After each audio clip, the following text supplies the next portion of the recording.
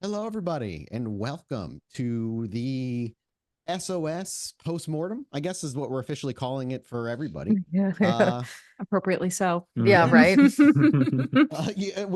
been a couple weeks for us since we've played. I know we've got questions that people want answered, but this is just gonna be a video of us talking about the whole fucking shebang from beginning to end, thoughts along the way, feelings, all kinds of stuff. There's no real like organized way we're going to go through it. It's just where our conversation takes us. So sit back, relax, and enjoy the ride. It's crazy that's already been 2 weeks. However, your past 2 Saturdays been without knowing now that it's just like it's not happening.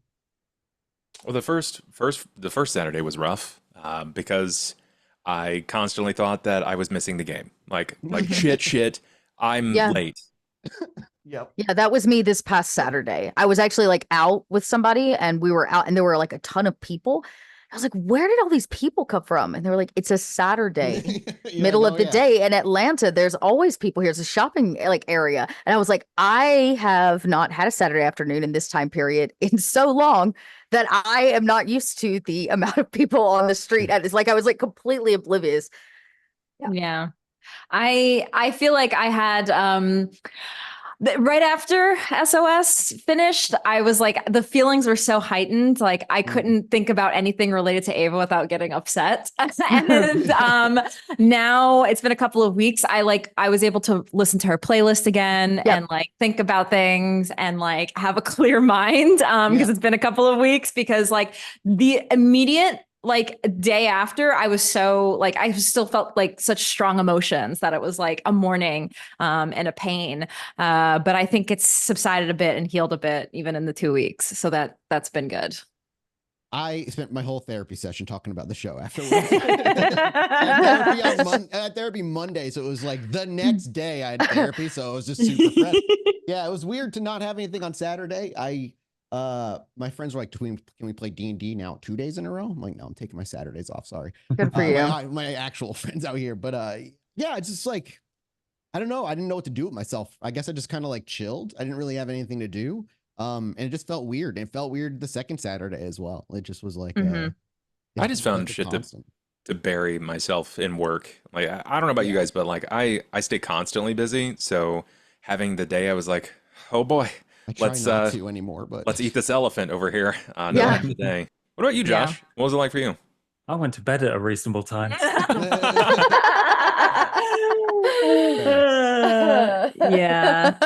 I That's good. That's fair. It's crazy. Is this all of y'all's longest campaign? Like, yeah. Just for me, that yeah. you've seen finished, I guess, to clarify. I've only ever seen an end to. No. This is the first game that I've done this long that has actually had an ending. The longest game before this beats this by like nearly 70 episodes. I was about to say by sessions. Finish. Yeah. Okay. Yeah. So still longer. If you look at it by time, the longest campaign I think I've done other than this one was the Coriolis game that I ran over on another channel would have been the longest one because that one started and then we ended up doing 3 seasons. We didn't have near as many episodes because we didn't stream.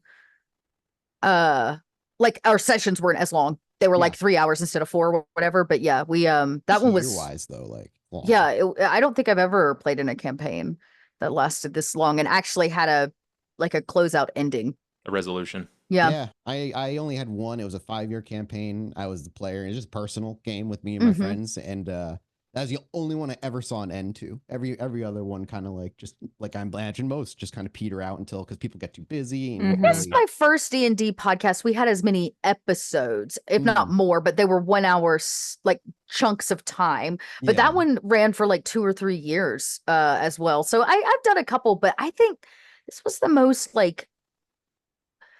We didn't just do it in real time for a long time. Our character spans like 15 or 20 years of activity. Yeah. Like the growth of a character over that amount of time is, a kindred seems small, but like for us, that's like huge. That's like a lot of change. Especially when 10 years of it was off camera. Which was, a decision in whether I think that was a good one or not by me is still up for debate. But I wanted to try and find like a time jump for kindred. No. I think it was good. I think it was a good one too. I never regretted the time jump. We talked a lot before we did that season 2 about that time jump and like what was happening. And it was I liked the time jump. I think it was important. It was imperative for each of our characters' arcs and stories. Like Ollie would not have forgiven Ava if it was like the next week. Ollie would have been stupidly like head over heels for Dakota had it just been the next week. And we needed that lapse in the arc, the time for for the absence to kind of like foster. Yeah, I think it's funny because I think between each season there was a conversation with you, Bub, about dropping Ollie. Yeah, every season. I think. Well, I mean, being real, 2 and then 2 and 3. It didn't. It had everything. It had everything to do with our other player at the table. It had nothing to do with this group. This group made me feel incredibly safe. And I mean, even when we were coming back for season 3, we had a conversation because you didn't know if there was much main story for Ollie to explore. I remember that conversation, but I was like, I understand, but I think you want more Ollie. I think Ollie needed to be there. I think having a new character introduced for the final season and kind of just not be part of that core journey would have done a disservice, I think, overall. Not that you wouldn't have crushed it, but I think having Ollie there was. I think it was good to have Ollie there to specifically, like both times that he struggled with the Rowan story after the orphanage and then again after the death of his son. Like that's what made Ollie. What I think makes Ollie such a gem of a character is because we saw his struggle so viscerally in real time, where like so much of Dakota's struggle came from before, right? Yeah. Ollie's was happening in the moment. Have you guys gone back and listened to or watched any of the early stuff after we finished? Oh my God, yeah, I can't watch myself. I've watched like 5 minutes. Like, I can't do it. I cringe too. I cringe when I watch myself. I watch moments. I think I don't think I've gone back and watched a full episode, but like if I go back and watch full episodes, it's of Just Around the Corner. Because actually, I've watched more Just Around the Corner than, in fact, Bub, on the occasion, I'll go back. I love watching that scene with Ida with him in the car. Yeah, and Darian in the car. That was really good. That was when I knew I was like, I love this person. I don't ever want to lose them. It was that scene. I was like, this dude's going to be my best friend forever. I watched that scene a lot. The other one is the moment when Tracy and EE, God, their characters has been so long. Remind me, Tracy.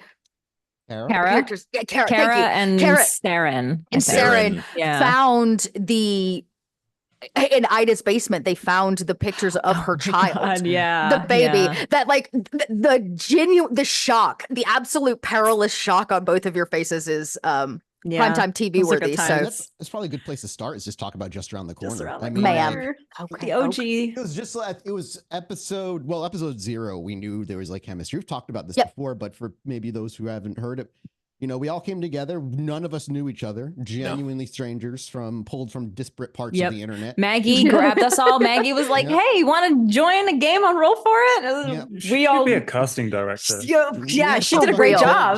She killed it. We had like a session 0. We ran like this haunted hotel kind of like thing just to get a feel for how it was going to play, a rule system that you weren't familiar with. But then it was like episode 1, it was just instant. Like at the end of episode 1, we were just like, "Oh, okay. Can we play some more?" That was our immediate reaction. Yeah, it was like, fuck. Like we want to do more. Like they were such a lightning in the bottle chemistry that was just you just don't see. I mean, all of us have been in this industry for a long time, and it's not often that you are able to pull 4 or 5 people together and have them just instantly work with each other and be able to trust improv off of each other and stuff. And it's funny because like we became friends as we got to know each other through playing this game. And Just Around the Corner was like, I always look back at that too. It's just like, it's such a, you can't like plan for that kind of chemistry. You just really can't. No. Yeah. I loved that little 6 or 7 episode series. Like it was just it was a killer way to introduce you guys, I think, to like the world, and you guys just fucking took it and ran with it. And just made it amazing. So it was just so cool to play that. Well, I am going to pull the occasional question when it's relevant from our Discord because some people threw some extra. And this one seems relevant since we're talking about Just Around the Corner and how great we were, Mathis. Let's just talk about how great you were for a second. Yeah. Let's see. Somebody would like to know. So many questions. Okay, what was the full story and meaning behind the hearing of Moonlight Sonata? I mean, so Oh, yeah. the Fae in particular, it was like the end of their realm represented in a musical kind of format. It wasn't like Sybil's tune, but because everything was so intertwined through the hedge, through the Fae, that song kind of carried with this undertone of like the end is coming. That's more what it was, more of like a metaphorical representation of that, which is why Nero was hearing it, because the end was very much around the corner. And obviously in the Chicago by Night book, they leave his dreams up to total interpretation as to what they are. But obviously in this game, it was about Sybil and Ava and the decision that had to be made toward the end and stuff. But yeah. Oh my God. Yeah, that makes sense. I had always wondered too, like for a while, I was like, what does it mean? Like, what does that music and the significance of it? So yeah. Just more metaphorical than anything. It didn't that makes sense. Anything very specific. Yeah. But like Matthew, one of a lot of people's favorite characters, just kind of came out of the like nowhere from that story, and it was cool to see him carried over into SOS and be carried over because you made him more important than I intended him to be when he popped up, and it was just a really cool arc with Ollie in particular that Matthew went along. But yeah, so I'm not back to just around the corner. I mean, there's so many, just like there's so many scenes in that show of your characters that are just like stuck with me. I mean, I always think of the fucking Ida slitting the throat, of her fucking husband in her husband. That's like, I'm like, yeah, that's a fucking choice. God damn, that told me right away. All over the meatloaf, like, I don't care. We're doing fucking whatever. Darian being as comically panicked as he was the entire time, and just being horrified, and poor innocent Kara. Yeah. Running to the wolves from the very beginning. This is, So when we finished just around the corner, we knew we were going to play some World of Darkness, and you were like, we were going to play Changeling. And then the announcement was made for V5. And I want to think Maggie came back to us and said, would y'all like to do a VTM game? It wasn't like immediately planned alongside just around the corner. I think we had maybe talked about it toward the end, like we knew we if it worked out, we would want to play some, But we knew early that we worked. So I think even before we finished, we were talking about what we were going to do, and I think V5 had been announced already, but the fact that we were able to get early rules was also thanks to Maggie reaching out and doing that stuff. We knew we were going to do something. I think we were initially just going to wait for V5 to launch.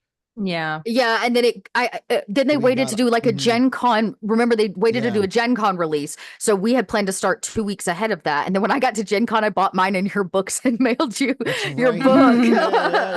I think they did like a Gen Con release or something, and it postponed the original launch. It was like we got PDFs but not books, and we started in August because I was going back on the dates. We started August 2018, and that's Gen Con. So it's Gen Con right on top of it. We started. So we kind of started without it. Yeah, we did. We didn't. That's what I'm saying. We did it before any of like the official shows or anything like that. We I think we were right on it. We're just going to use the old World of Darkness rules for it just to start until V5 came out. I remember I have the notebook somewhere, but I still have like my first like 2 or 3 pages of just writing and creating the government, creating Bella and Snitch and all these characters. Like that was like, we had no rules. I was just fucking writing that shit fucking down. And we didn't get the rules until what, a week and a half, 2 weeks before episode 1? Before episode 1. So and then we all got together and did like a character build to try to figure out what the hell we were doing. We have to build these characters. And it was a mess. Now. It was like a rush to get it all together, which is why I think we were all still trying to learn the game in the first probably 5 episodes. I always say the first 5 episodes. Like just give us 5 episodes and we find our groove. I have a lot of. There's a lot of thanks, right? There's a lot of gratitude for Josh because I had a lot of questions and Josh seemed to have a lot of answers. I love answering so many things, and then like through that, I found so many more people that were like, "Oh yeah, they're like, this is out there." Because I don't know about you guys, but my first visual, like my headcanon of VTM, it was poor. It was very poor. I didn't think very like the LARP. I just thought about like the 90s. That's what everybody fucking thinks about. And like, to be fair, after meeting people that have been playing it since the 90s, they're like, oh yeah, that was there. That was a part of it. But big part of it. But there was also groups like this, and Yep. I have a lot. Thank you, Josh, and thank you, Mathis, for taking a lot of time to handhold me through the earliest parts of this game. It's one of the more annoying misconceptions I have of the game, just because in the 90s that was very prevalent, and then the other end of it is how easy it becomes vampire superheroes or vigilantes at night, because I remember you saying D&D. from the very beginning. Yeah. This actually answers a question that had come in through chat, which was actually like, did we decide to play neonates? Like, did we make that choice, or did you put that upon us? And it was kind of like a yes and there. Like you were like, I don't want them. I don't want you to be superheroes. Like that is not this story. And we were like, cool. We want to play it dark. We can play it dark. All right. Yeah. And then we as a crew, because I didn't know a whole lot about VTM or like the structure, the Camarilla, or any of that. It made so much. My cat is losing her mind. No, ma'am. The Dakota was so genuine in what she didn't know.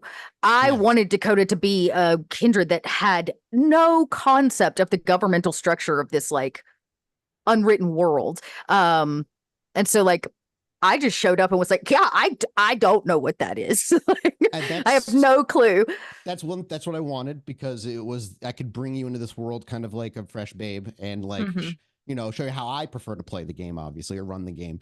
But also like, it's also unique in that we will never have that again. I was talking about the other day, is like, we're going to do a new vampire campaign, and there'll be neonates and fledglings depending on what you want to do. But no matter how brand new you get, you'll never at least understand how I like present my vampire world in that way. But like, that's why you need to play Wraith.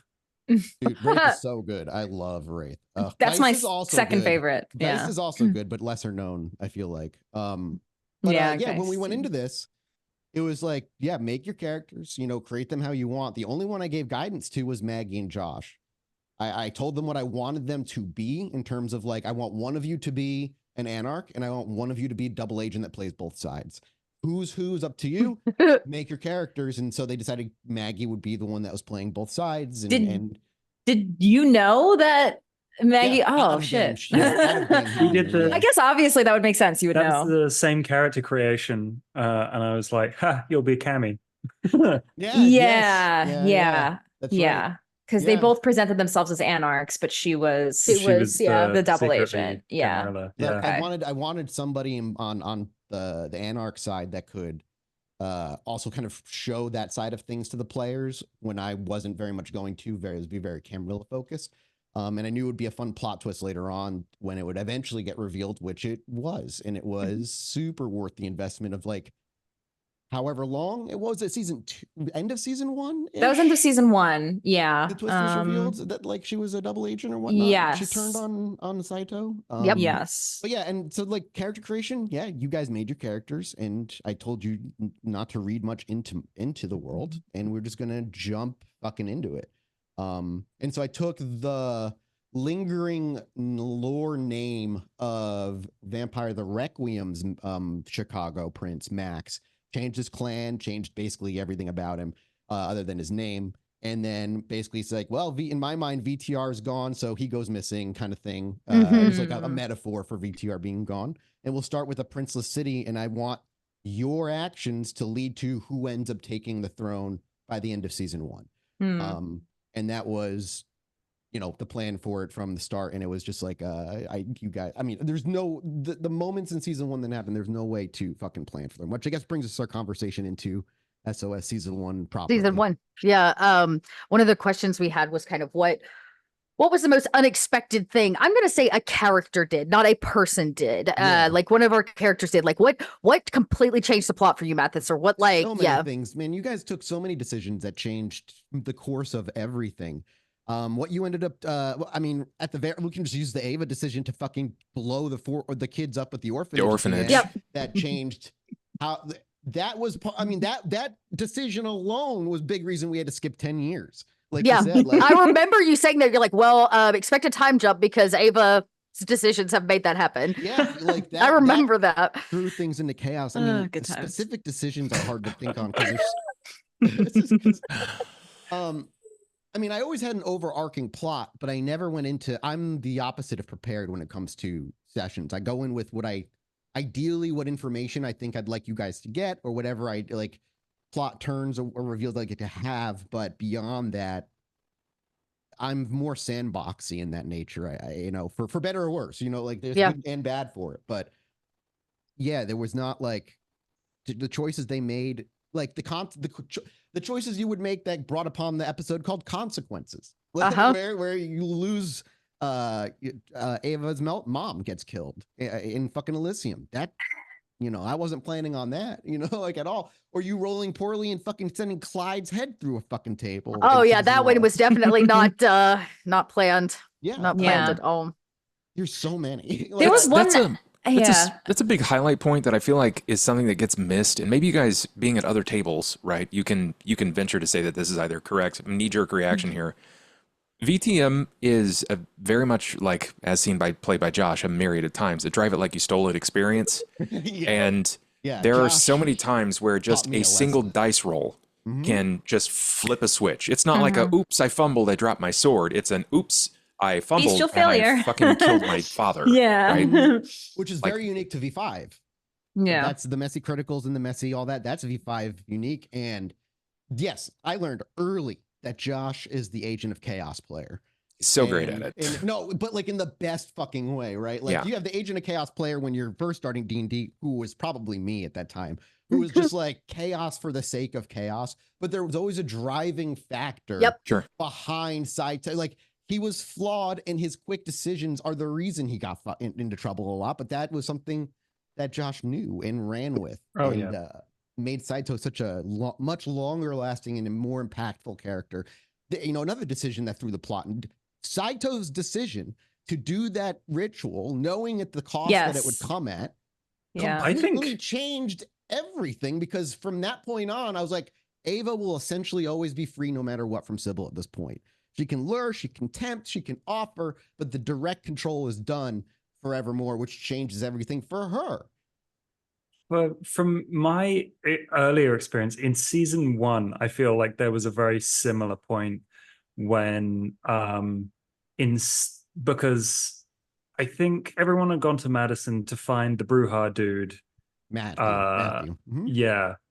He was dealing with and the not Matthew. Saito. The bar owner. Mark? Mark. That's his name. Listen, I had a lot of common names. That is Matthew, Mark, Luke, John. Very biblical experience. You need Kane next. Plot twist. Grant was Kane the whole time. Fuck off. Oh, yeah. He used to be a taxi driver, didn't you know? Yes, yeah. Oh, checks God. out. Bloodlines. But no, when I really enjoyed the fact that I decided to try and just kill him once they like found the stuff he had, and like bound him and staked him and put in the back of the van. And I was like, okay, but he's alone, so can I kill him now? And yes, I want to fuck them over and keep myself safe, but also probably fuck myself over. Yeah, you use that fucking blood magic spell from a distance that fucking turned him to dust. Because he bit me. He bit me. Yes, so, he bit you. Yeah, that was another. Yes, I forgot about that. I completely forgot. That's how he died. That's how Mark died. Also, for those who might be wondering, Emmy's connect for Fey Blood was the same one that got Mark his Fey Blood. Remember, because you saw him all freaking out. That's deep. Yeah. That's deep. A lot of people were like, well, where's she getting it from? Like, that's deep. Like, there's always another source. And she's like queen of like the Anarchs for a while afterward. Damn. But yeah, season 1, there's a lot of plot points of fucking you guys like just like made decisions. I was like, well, we're going with it. And like what I wanted to run as a rule from the very beginning, and I, you know, there were times where I had to break it just for the sake of like it's too much, but I hated being told no when I played. If I came up with an idea, even if it wasn't part of the strict rules, coming up with an idea and having my DM be like, no, that killed me. I'm like, but I wanted to reward creativity or, you know, just bending rules. And so like, rule of cool, but the fucking, you know, ritual that Saito did is entirely made up by Josh. Like it was something he wanted to do and he made it up. And that, you know, I tried to hold to that as much as I could throughout, but I think that's the other part of why this is a collaborative storytelling measure as opposed to you versus me as a DM, which is like, I hate that shit. And I really love how that worked out in really fun and interesting ways for everyone's like abilities or like politicking, like your visions. It ended up being shadow visions, and that was really cool. Yeah. And so that was rule of cool to always to the coolest. Yep. Oh, absolutely. I rule of cool, but I tried to maintain consequences for actions taken, right? Like that was, so season 1 was, to wrap it up, was interesting in that it was just fun because as the characters are gaining their footing, so too are the players. Like the character journey is very much mirroring the player journey as you get to grips with the rules, the world. These characters are getting introduced, and some, you are huge in season 1 and you never see again, like the lady in the tower, Vanessa. But that's just how it goes. Like she just stayed away, and you guys didn't really bother with it. But season 1 was, it's hilarious. It's the shortest season. It's 31 episodes. Yep. Done. Or 30 episodes. So there was a point in season 1 where we as a coterie weren't sure who we leaned to. Oh my God. Yeah. Right. The whole lesson of 2/3 of that season was inaction is still a decision. It's still a decision. You not acting meant other things were going to keep happening. And there was a point where I really thought Dakota was going to end up going Anarch. Probably the only reason Dakota didn't go Anarch is because we ended up in so much trouble. We ended up in so much trouble, and Bella that she had no choice, and it ended up getting blood bonded to Bella. Because the fact of the matter was, Dakota was a hop, skip, and a light jump away from becoming an Anarch. Especially the last episode of season 1 where Ava brings them back in, and she's like, "If this is what we're doing as Camarilla, I'm out." The Camarilla. And Ava was like, "There's also, I think about it all the time. There was a point at the end in that orphanage where Dakota was like, "Yo, we could just skip a train out of town, Ollie. Yes, we could just." We could just leave. It was yes, that's right. That was outside after While it was going on, Dakota's like, all we got to do is grab the boy and run. Yeah. Like we don't even have to stay and deal with this bullshit anymore. What a different story it would have been if that been the ending. Yeah, because I never said no to that. Like I was like, if that's what I'm sure there's a fan but like fan writing out there somewhere of Dakota and Ollie actually taking the train. Because I remember thinking what you were going to do at the end of season 1, or my hunch was, and I was entirely wrong, was that you were going to rescue Max. You're going to get Max out of there and then keep him alive while telling the Camarilla he's dead, and then working against the Camarilla with Max in your back pocket. Like that was what I thought was going to happen. You saw the kids being trained on his body and being taught about kindred and whatnot. And then Ava's decision was like, well, they're all fucking tainted. Time to kill them. But like I thought, you're like kill Max, and that was your decision in a way. I think that was another question that came through Discord, which was like, if we could do it again, would we choose Bella or would we choose Max? Going in, but being experienced players, but this time around, I'm curious. Because there's more gain initially to saving Max. Exactly. Like if I did it again, knowing what I know now, I would have saved Max in a heartbeat. I would expect your coder to have saved him without even thinking about it now. But like, interesting. If you were still trying to play your new characters, would you have the wherewithal? Yeah, because I mean, at the same time, you also didn't make the decision because you guys didn't start making active decisions in the political sphere until way late into season 1. So you were still kind of new to like, bringing them power around, And at the end, I thought for a second you were going to open the box too, Dakota, like handing you the box. The only reason that box didn't get open is because I failed so miserably at trying to pick the lock. That is it. Dakota was going to open that box. Shadow would have been attached to you. To Dakota. Can you imagine Shadows of Dakota that has a sombra, like a shadow attached to her? Because that was what I thought was going to happen. The fact that it didn't happen is just like, that changed things too. Yeah. I actually delivered the box. Yeah. A lot more people would have died. A lot more people. Would have been really bad. Would have been really, really bad. Yes. Season 1 was quite a ride. It literally felt like a kid out walking for like the first time on its own, or like trying to ride a bike. And we'd fall over and we'd pick it back up and we're like, look, we're still riding. Notice Trial us. By fire, yeah, exactly. And all through season 1 still though, like Ollie's back and forth with to cover the Ollie for a bit is like the whole thing with him going back and forth to the orphanage. And being not great at staying super hidden about it for a while because Mark was watching him, and that was always kind of hinted at for a while. But Ollie, like even through and I guess this is true for all your characters, but Ollie very particularly was seen as the heart of the coterie, and that humanity even from season 1 to season 3, except for the diablerie part, like other than that influence alone, he always remained that. Even Ava started riding humanity like a fucking surfer, like through the waves. Even Dakota would dip every so often. I mean, Dakota got down to 4 at one point, right? Yeah, Dakota got pretty low too. Yeah. That was the start of season 2, I think. And it's interesting to see, you know, I tried to go back and listen. Like I said, I made it like 5 minutes, but even then, like all the characters are still very much, you see them. You can see them. They're like rough in the marble. You're chiseling away at them. And like by the end of season 1, you guys have a really good idea. We're in a groove. Yeah, you have your groove. And like Ollie making the decision to be like, fuck you, Ava, is so entirely Ollie. And I'm so glad that like that heart remained. Because what if Ollie had left? It would be a different story entirely. Oh, it'd be such a different story. There'd be nobody there saying like, hey, wait, maybe we should. Okay, this is a fun question. When do you think your character, because I believe we each loved each other in our own weird, fucked up family way, right? Like families do, right? So like Dakota loved Ava and Dakota loved Ollie differently, but loved them both very much. When did you fall in love with the other characters? Like when did your character fall in love with the other characters? Like, when did Saito fall in love with Ava? Dakota never fell in love with Saito.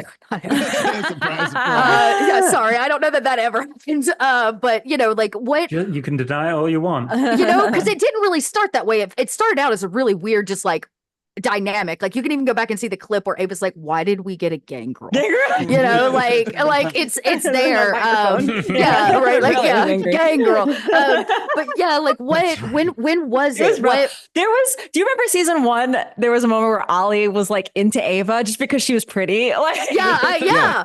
That's so funny. Yeah, I remember that. Good times. I have such vivid memories of the train yard alone. Like in my mind, that was such Me a defined place. Like I was so happy about that train yard. I was so happy about if nobody else wanted, I was like, Dakota's gonna get a train yard. So I was so hyped from the beginning about it. But yeah, I think honestly, the moment Dakota fully fell in love, right? Because like she was weird and awkward with all dudes, no matter who they were, unless they were Brett. Unless it was Brett. But like a little weird, but like she was 16, like just on 17. She hadn't found her sexuality, not really yet. It wasn't until Ollie saved Rowan and brought him back on that train. And Dakota rode the train with him back with Rowan. I remember that and scene. I think that was the moment Dakota fell in love with Ollie.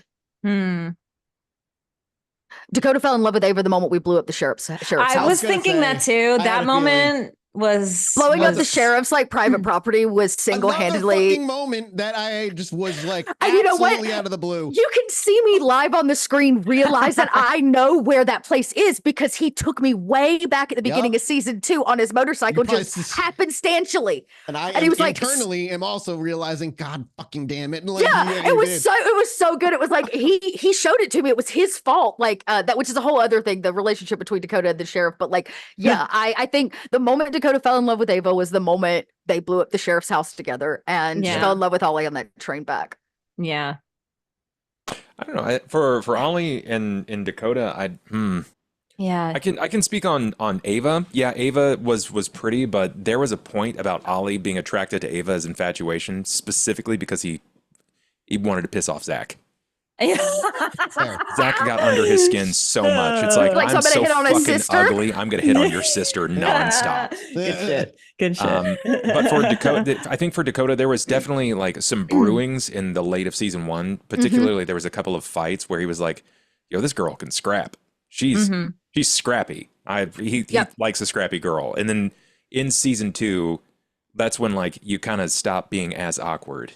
And you started letting the heart of the character come through. And there was a particular moment that I remember when Dakota got dressed up and we were going to dinner. And she was having this moment of like, everybody's looking at me. Like everybody won't stop fucking looking at me. And Ollie was like, it's because you're gorgeous. She's like, I fucking hate this. This is my nightmare. I remember that vividly too. That was that whole point in the season was really rough. Like, more personally, I think for all of us, we were all going through some like shit, right? And so we were living like moments on screen that were reflecting certain things about it was reflective of real life, and that's when stuff starts to get hard. But like, that was That was a big pivotal moment. I also think, honestly, dropping to 4 humanity, as rough as Dakota was, because she was rough, when she came back from that, she had a new realization about herself of like, fuck it, who gives a fuck what I look like? Who gives a, that's why she could be a little bit more herself, because she hit that point. And then by the time we hit season 3, she's like flirting with the Nosferatu at the door and asking out the harpy. You know what I'm saying? Yeah. Like, Mhm. Damien was still kryptonite, but like, you know what I mean? Like, she was confident in herself. There was one turn. This Yeah. is something that I think I'd like to know about you guys. What do you think was the turning point for not only like viewers, but for yourselves finding like this like character lore? These moments where you're like, oh shit, there is more depth to this character. And I can tell you exactly when it was with Ollie. When Ollie broke out the scotch and started talking about alcohol. Yeah. Yep. Yeah, that was good. That When we was showed up to really roll good. for it, the roll con or whatever it was in UK, I had 2 bottles of scotch handed to me at that party. That's hilarious. I remember that. I remember that for Roll For It Con. Before we jump ahead, I'm curious though where Ava fell in love with Saito. Oh yeah, Saito, Dakota, and Ollie. Yeah. When he ADHD, died we for just- her. No, I Damn. think Wow, no, it was rough. before. That was what that I always say, like 2 characters, I think besides her coterie mates, obviously, that were the most significant to Ava was Saito and Cammy. And I think Ava connected with Saito and Cammy more than the rest of the coterie. Cammy literally was blood bonded to her, but I think Ava looked up to Camille because that is somebody she wanted to be, because Camille was in the Camarilla. Yeah. You know, she was the Primogen, I think. For a while, she had the became, the Ventru. Primogen, She had the Ventru seat, and Ava looked up to her a lot. And I gotta say, like, Maggie isn't here, but by the way, Maggie was not able to join us today because she had work stuff. Yeah. Sadly, and she's very pregnant, so we're gonna let her and she's rest. about to have a baby in like a few days. It's very late. So, yeah, but Camille was like one of the most significant characters for Ava outside of that, and Saito was as well. And I think when we did that rictual, dark ritual in the club at Rose's club. Oh my god, that was that was a fun. I loved it. That was a really fun episode. Was screaming outside. Like I could see, like I don't like watching Saito's all like, of the different cameras. Saito was just like, "Are you as chaotic as I am?" And she's like, Come get the carrot. But I always say to this day, the episode where they both died was the turning point for Ava, for me, and for Ava, because they both died in the same episode. Camille died first, and then Saito died, and that episode just changed me 100%. Because the 2 people who meant a lot to Ava died and Ava had some part in their deaths, because Camille died because she wanted to know more about Sybil, and she kept pushing and pushing, and Ava for so long didn't tell her, and finally was like, okay, I'm going to tell you. And that was it. She died. And then Saito, basically sacrificed himself to keep Ava free of the shadow. And so they both had died in some connection to Ava. So that episode changed Ava. Which absolutely changed Ava's arc, I think, forevermore. Which brings us to season 2. Season 2. Before we get to season 2, was there any? I know we had conversation between season 1 and 2. Was there anything big we talked about? I know the time jump was obviously the big thing, which was so when you told us, I remember this, when you told us that we were doing a big time jump, we had to decide what was going down during that period of time. What was what changing. Characters were going to be how we were, where our positions were. I remember having private DM conversations on Discord with you about the bonding and what it meant to take on the position of like a hound. And then I had found the season lore. 2, you became Hound. I was Hound at the top, and Dakota was like full in. She was all in You were to the point that she was. The coterie started questioning whether or not she was going to be spilling their business to the Camarilla. Like it got real questionable in there. Moments, it was, doing level 3 blood bond was interesting because at the time it was a character decision. It was very much Bella's deciding this, and which is obviously still me, but like in that moment, and it just felt like the right decision. And then afterward, I'm like, hang on, this is kind of borderline unplayable in a lot of ways. So we got to do this in a way where it's still represents the punishment that you are supposed to be enduring while still allowing you to at least interact and work with your coterie on some level. So yeah, that's right. We had that talk going into season 2. Going into season 2 for Dakota about what it meant, and then her want to just like, she came out of season 1 being like, "Yo, I'm kind of powerful. I'm going to kill my stepdad and take all of his money. He took my mom's medical money, right?" And then of course the fated blow of like he spent it all. Surprise, fucking surprise, what an asshole. Surprise. It's interesting. A lot of Dakota's past, Bub had talked about like the Scotch being one of those things. Dakota's past, she didn't have a lot that she shared about like who she was before. In fact, I don't think anybody in the coterie but Zach ended up knowing her actual name, her real name. Bethany. Bethany. So that probably just blew a bunch of minds at home. Everybody's like, should I have dropped it? Should I have not said that? I'll censor Barrett in post. No, so but it was actually something that she gave Ollie at the very end, near the end of season 3. I know I'm skipping ahead a little bit, but which was the recipe card, which came from the diner her mother worked at before she got sick. And so like it was something that she just happened to have and had this whole fucking time, 15 years. I ended up giving to Ollie because like she's never gonna cook it. But all of that to be said, like I definitely did not see die-hard Camarilla Dakota as like, hound twisting. I know exactly what happened to make her twist and say I am going. I know exactly. But that was that. We talked a lot about what it meant for her to be hound and what it looked like over 15 years. Yes, that's right. We walked in with you in town. We also, that's when the Lights Out Pub was born too. Was in season 1 and 2. Yeah, I watched that episode when I rewatched the episode where we first introduced the Lights Out bar. And that was fun. Was it like episode 2? 3? Yeah, it was very early because that is where we met. Ollie wasn't there for episode 1 of season 2. Yes, correct. Yeah. I remember that. But that's where we re-met as a coterie for the first time after 10 years was the Lights Out pub, which was wild. Having the pub was such a brilliant idea on Bub's. Absolutely. Yeah, that's totally so good. Fully Bub's idea. Lights Out Pub was all him. Yeah. It worked out. It became your haven. Everybody's cave. It became the coteries haven. Became your it became like a centralized point. It became centralized, and for a long time it became your safe place. Where you could just go to and retreat, and it remained that way. But moving into season 2, that's where Lights Out Pub was born, and Grant was born by technically before season 2 started. He was on paper. You had created him as like a retainer. He was a retainer. Yeah, that's what it was. It was a lot of people always thought Grant was a touchstone. It was like, no, he was a retainer. He was a retainer. Yeah. He was based off of he kind of became a touchstone over time. He was based off became a coterie touchstone. I had a friend a long time ago that reminded me of Grant. So I kind of like wrote down some of his core person. I mean, his name, my friend's name was Grant. You mix that, my real life friend Grant, with the father from Shameless, and that's where Grant was born. I've never seen Shameless. Oh, that's unfortunate, Mathis. That's worth a watch. You would very much appreciate. I haven't seen a lot of things in my life. I went back the other day because you brought it up too, Tracy, was like the first episode with Grant in it as well. And it was funny to listen to me talk because you're right, like, no, that's Grant is still right there. Like he's very much the character was there. Yeah. And even once in a while, I would slip into a semi-gravelly voice and I'd come right out of it. And I go back to it. And then eventually, I don't know what episode it went full gravel at. You were like, I'm Grant now. This is who Grant is at this point. And he very much became his own thing. Like the things that he said, I don't come up with in my everyday life. But when I put him on as like a mask, I could just say the dumbest fucking shit in the world. And I'm just like, all right, it makes sense coming out of his mouth. I lied to all of you. Dakota did have a moment with Saito, but not really a love moment, more of like, I might not hate you as much moment. Ooh, okay. What was it?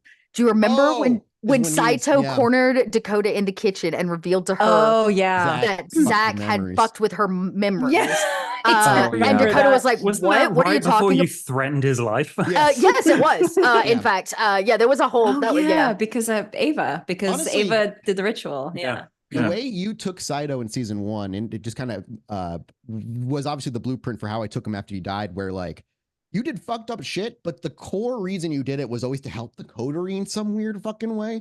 And so like, even when I started feeling him, like him working with the Zamitzi, like in season 3 at the very end, when we had that episode where the Zamitzi from season 1 fucking came back and you fucking dealt with him, it was like, the reason you didn't see him for so long is like Saito was working with him to keep him off your back by providing him with these people that he's asking for. And so like there's always like Saito's a fucked up dude that's not a good dude, but he has these like weird morals and principles that he's still stuck to.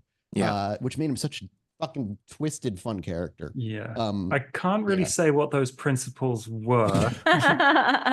Saito seemed to look out for those he cared about. The issue is he didn't often care about anybody, and I think he also cared about himself quite a lot. I was gonna say, so nobody's mentioned his ego. No, he looked out for himself until at some point Saito realized he cared for Eva for real. And I can tell you when that was as well. Please do. That was the when I blew up the orphanage. It's just so romantic. Saito was there, by the way. If you guys remember, he was. That's what I was literally about to say. When she no way, really? Do it. So in the entirety of season 1, it was like, this is cool, this is fun. Then it was flirty and like he thought he could play everyone. Yeah. And then she made a really important, very consequential and quite intelligent decision. He thought he went in there with her. They went in together. And then he was like, he saw all of this. He saw how determined everyone was. And then she made the most important decision is to protect everyone's backs. And he was like, cool. Yay. Yeah. She's got interesting. It. Can I tell you the consequences of the decision of blowing? And also, it was fucked up. Yes, please. But also, back to Saito first to complete that thought is like the shortest his story was. It was still pretty, season and a half. His journey was realizing he's not a narcissist. That he thought he was. He lived his life as a psychopath, and he was not he's not a good person. He was not a good dude. But like the journey of realizing he could still care for somebody was, and that's what killed him, which was what made it goddamn beautifully tragic, was like, oh, I care about somebody, and that means I will do anything to protect them, even if it means my own life, which is the one thing Saito gave a shit about from day one. That's what made his fucking death so fucking beautiful in season 2. I loved that moment. I think I just realized why Ollie didn't like Saito. Because there's always a cost, right? Everything has a cost. I think that was cool. All of the successes to Saito's like endeavors, the cost was always on someone else. So like when we dealt with the Zemitzi in the basement, right? Yep. He made that thing happen, but it was at the cost of a variety of very innocent people. Yeah. Ollie did the exact same thing, except the cost was always on him. He always paid the price. And that's why I think that's why Saito was like a fucking thorn in his side. Like, you kind piece of shit. You very nice piece of shit. I can tell you when Saito fell in love with Ollie.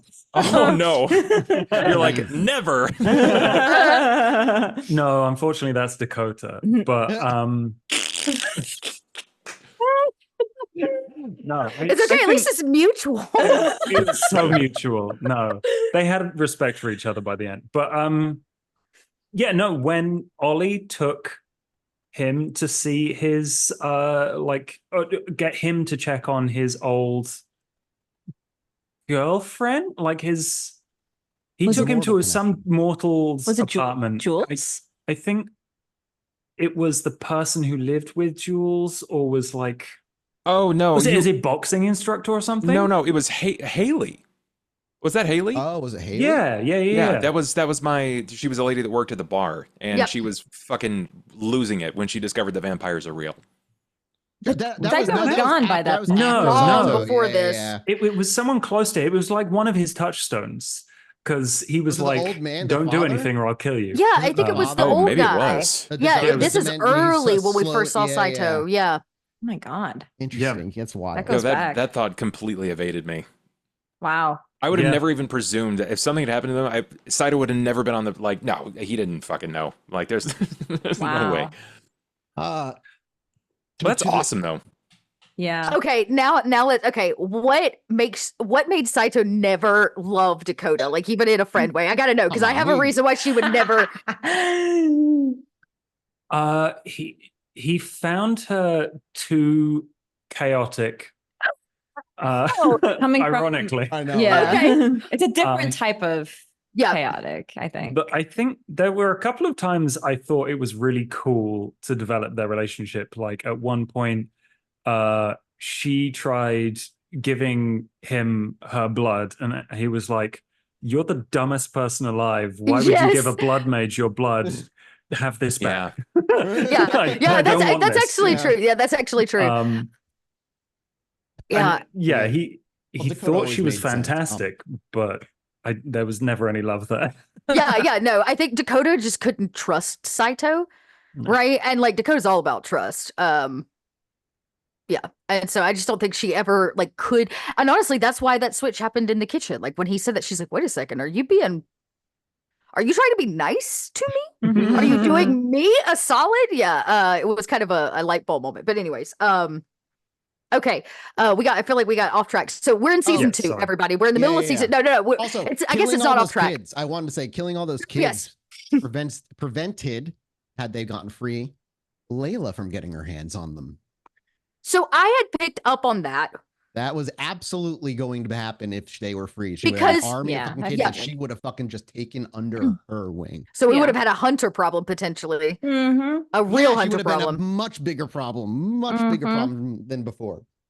Okay, so we discussed some stuff, but I feel like honestly going into season 2, we had spent so much time prepping for our characters that I didn't have any idea what was coming. I remember saying to you guys before season 2 started, gloves are off. Like we're done. Okay, so we've had a full season. Like, and I didn't tell you outwardly, but because I always planned from get-go 3-season story arc. Like that was always the plan. And I knew season 2, I wanted it to be the Empire Strikes Back, essentially. The part where I beat you to the ground. And take our arm. Yeah, take your arm and like really just beat the fuck out of you. So that season 3, or at least towards the end of season 2, and then all of season 3, you see why the kindred who make it like then ascend to power and the influence they will eventually, as they have and as they grow, which, you know, I tried to give you more of a taste of during season 3. But season 2 was very much supposed to be a dark season. But yeah, all cards on the table. Like as we were going through season 2, especially, like our lives for varying reasons, like all got very tough, really fucking hard. And like that came out through, you know, the show. SOS and our time together. For 4 hours together in this world. And it was already a dark fucking twisted world. And like, it was just, and we were dark and twisted on the inside. And it was a really, 2 was just like, it truly was like a dark kind of heavy season. But I also like, don't regret it. You know what I mean? Like season 2 made season 3 what it was. So good. Yeah. I don't think I've ever been so angry on screen as to when the sheriff attacks Dakota. That was truly the moment Dakota was like, fuck this. You broke the rules, motherfucker. You told me there were rules and you just broke them. Oh, payback's coming. That was another lesson you learned. Dakota learned in season 2. She went all in with the cam and she's like, all right, rules. And then she started learning that the rules only apply when people give a fuck enough to report them or live by them, because that's just how it is. She didn't live by the rules before, so she thought, like, let me do the best I can to try to do right this time. And like Sheriff Hodges, baby, you guys fucked her up. He was because she trusted. Yeah, it was right. She trusted him, and she like looked up to him. Right, even though he was rough around the edges, like she saw past that and was like, "Oh, well, look, you have a home," which I eventually blew up, and like, "Oh, you have these hounds that you clearly care about," which I eventually killed. You found little parts of him that were still like kind of relatable. Like and Dakota like related to that, being rough on the outside, but kind of like having some soft spots on the inside. She looked up to him and was like kind of really hoping he would be like a mentor to her, so she could get out from underneath Bella and feel like she's doing something worthwhile in her like kindred life. And he broke the fucking rules. And I think I've never as a character nor as Dot ever been as angry as when the sheriff attacks Dakota. That's funny. I gotta go back and watch that moment then. I kept it together really good on screen, but it's been a seething. I'm like, every time I think about it, I was like, what? And now I know there's some of it that wasn't within his control. But there's also a part of me that believes that some of that was it's not all made up, that there were some of those seething feelings, that negativity he had towards Dakota, and the thorn in the side literally just made it come out. Like boy, because that's what you said. I want to be like the thorn in the side, or a thorn in his side. A thorn in his side. The wording you used was very specific, and so that was like, well, they're storytellers, and they're just like very kind of literal a lot of the time. Yep, boom, thorn in the side, which magically just made him And with such a like what we went the whole season and had no idea it was there until Ollie kicked his ass. Until the final fight in the Edith's club, which was season 2. Edith was introduced. Did Chicago by Night come out? Yes, it did. Season 1 and 2? Yeah, because we started, I'm looking through my notes and we started having canon characters toward the second half of season 2. That's when it wasn't right away, but pretty soon after it came out, my intent was to direct this story to end with a canon Chicago. And while it's not fully there's a character that died at the end, season 3 and whatnot, I think you guys like it happened pretty well. But yeah, it was interesting to get that book and be like, well, fuck, like now it's like these canon characters and I want to use some of them. And so like, how are we going to do this? And that was like a fucking challenge too, was to just it was actually pretty great though. Yeah, it was seamless. It was like you butter. You guys helped huge. And like some of those characters lasted to the very end. Snitch was there to the very end, like, you know, pretty much. But yeah, season 2 were the moments I have the most memories of was season 2.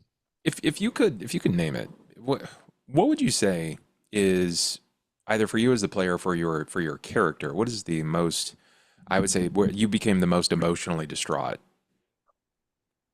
Man, I'm curious. But yeah, that's a good fucking question. I probably think for Ollie, it's the Rowan thing, and that hit hard. I rewatched part of that episode. That was season 2 was a lot of Rowan. Yeah, that was we dealt with a lot of Rowan stuff in season 2. And that Rowan was supposed to be that was hard. Supposed to be the final boss of season 2 in my head, like in a traditional sense. Didn't go that way. But I think actually it came out episode 3. We talked about Mr. Jackson, so that was like the very beginning of season 2. Yeah, we wanted to see him very, very early on. And I think that's the other thing we did to prep into season 2 was we took the Chicago book because that we also laid out our new territory. We actually we got the theater and all of that and the start and Berwyn and the Brighton start Park, of that was when Brighton Park was all part of like us going full cam at the end of season 1, and so we spent a lot of time prepping and planning that. Just some adjusted lines for the anarchs who had been weakened due to your decision, so the camera was stronger than they should have been at the start. But the Rowan thing, that absolutely makes the most emotional sense for me there. What was it? It is something that actually not only changed my character, but it's something that sat with me for the entire week out of game. Like it bothered me to my core. The Rowan thing? No, it was when Ollie failed his first frenzy and he beat up Dakota in the alley. Man, that, and I get that's it, man. To me, that is one of the most iconic scenes of the entire show. I have this image that is just burned in my mind of this profile shot that's just silhouetted and stark, like it's raining black and white. There's just the imposing Ollie black silhouette, and we see Dakota mid jump as we see Ava locking eyes because she held him there. That moment, it was good. It was a coterie defining moment because Dakota was play. I that was actually, I would agree with you, Bob. That was probably one of the most emotional out of character moments I had because I had to recognize that in this moment, Dakota probably was dead. She's dead at the hands of Ollie, which is so, we actually talked about that. Yeah. It was so like, it would have been so dramatically season 2 was filled poetic. Take 5-minute break. I need to go think. I have to take a moment. That scene is one of my favorites just because it was so defined, character defining, so coterie defining. In that moment, I thought if Dakota died fast, Ava was fucked. And that was like the word. And I was like, this could change everything. And everything. And like while you lived, it still changed how I think Ollie approached frenzy forevermore. Everything. Because from that point on, it was always a concern of if I frenzy, who's gonna stop me? And now like Dakota built fortitude after like that was her focus. Like she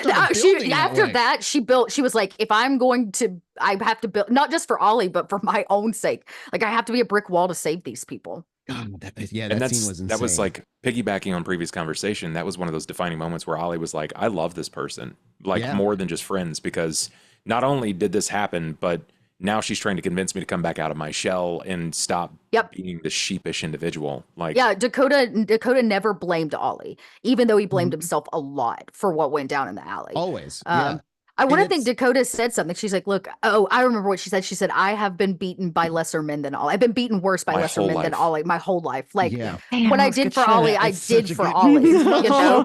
So good. Like, this show means so much to me, man. Like, that moment for the coterie was just, just unforgettable. Like, one day I'll commission art of that scene. I know, right? For real.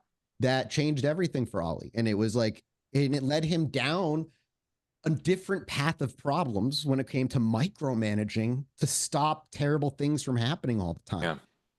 But what's also fascinating in season 2 was also the season where you all got much more intimately familiar with your beasts. And one of the things I try to do is to describe each of your beasts unique to yourselves. Do you remember how I described your beasts? It was season 1. Time? Was it season 1 that was? And I remember that. I'm so curious, like what they were, because it's been a while. I don't remember. I don't remember either. Yours was painted like a snake. For Ava was much more like a snake. Yep. In Dakota, it was much more of a like partnership kind of feeling, if I remember. An animal. Yeah, but sorry, go ahead, Ollie. Yeah. I mean, Ollie's was this like almost emotionless beast. It literally looked like a hulking abomination. Just kind of lurking behind the skin. Yeah, just waiting to be let go. And then we got that in season 2. We got, and I think about that a lot all the time too. That has forever changed the way I look at Kindred as a whole. Yeah. I mean, it's not rules as written, but it makes more sense when it's. I mean, VTM's about being a human, man. That's like what the whole show is. Yeah. And that beast was individual. Did I describe Saitos?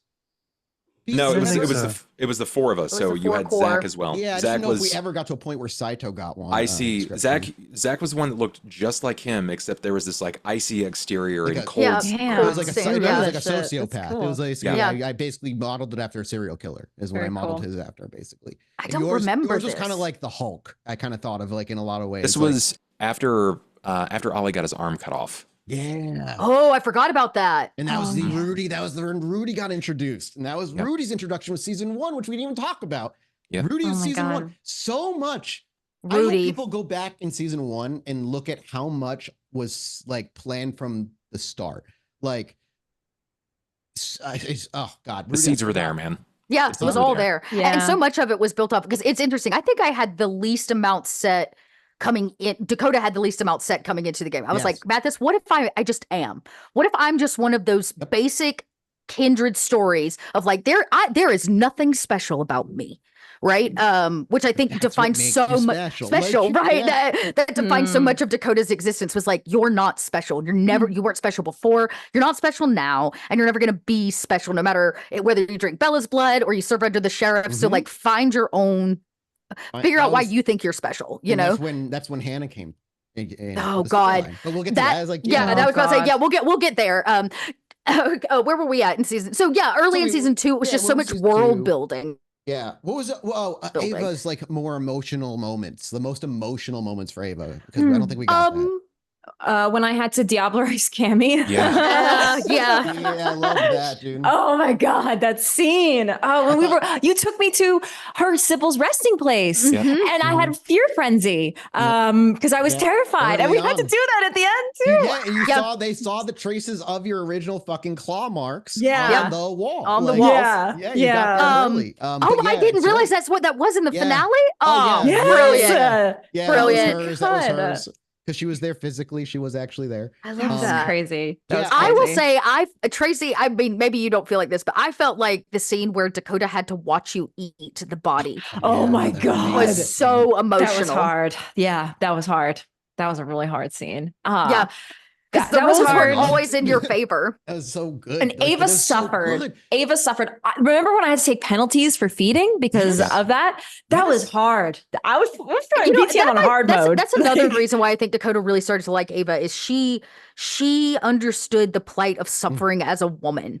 Like there was like a shared female bond there between the two of them, even though they were the opposite ends, right? It was like, the opposite ends of the spectrum. They like Dakota witnessed that and she had to stand there and she couldn't do anything. Yeah. So like there's so much of Dakota's love for Ava is about taking care of her because she knows that she's suffered in a different kind of way. Yeah. Yeah. Season 2 was really the realization of the Black Rose, the thing that where everything kind of dies around her, and she kind of interpreted in that way. I mean, some of my favorite scenes were taking you into your visions of like the lands between and like that tar and texture. And like your revelations as to who you were intending. You made me love Auspex. It's my favorite discipline now, 100%. Like, awesome. I love Auspex. You made it so cool. You can do anything with Auspex, man. Run with that shit.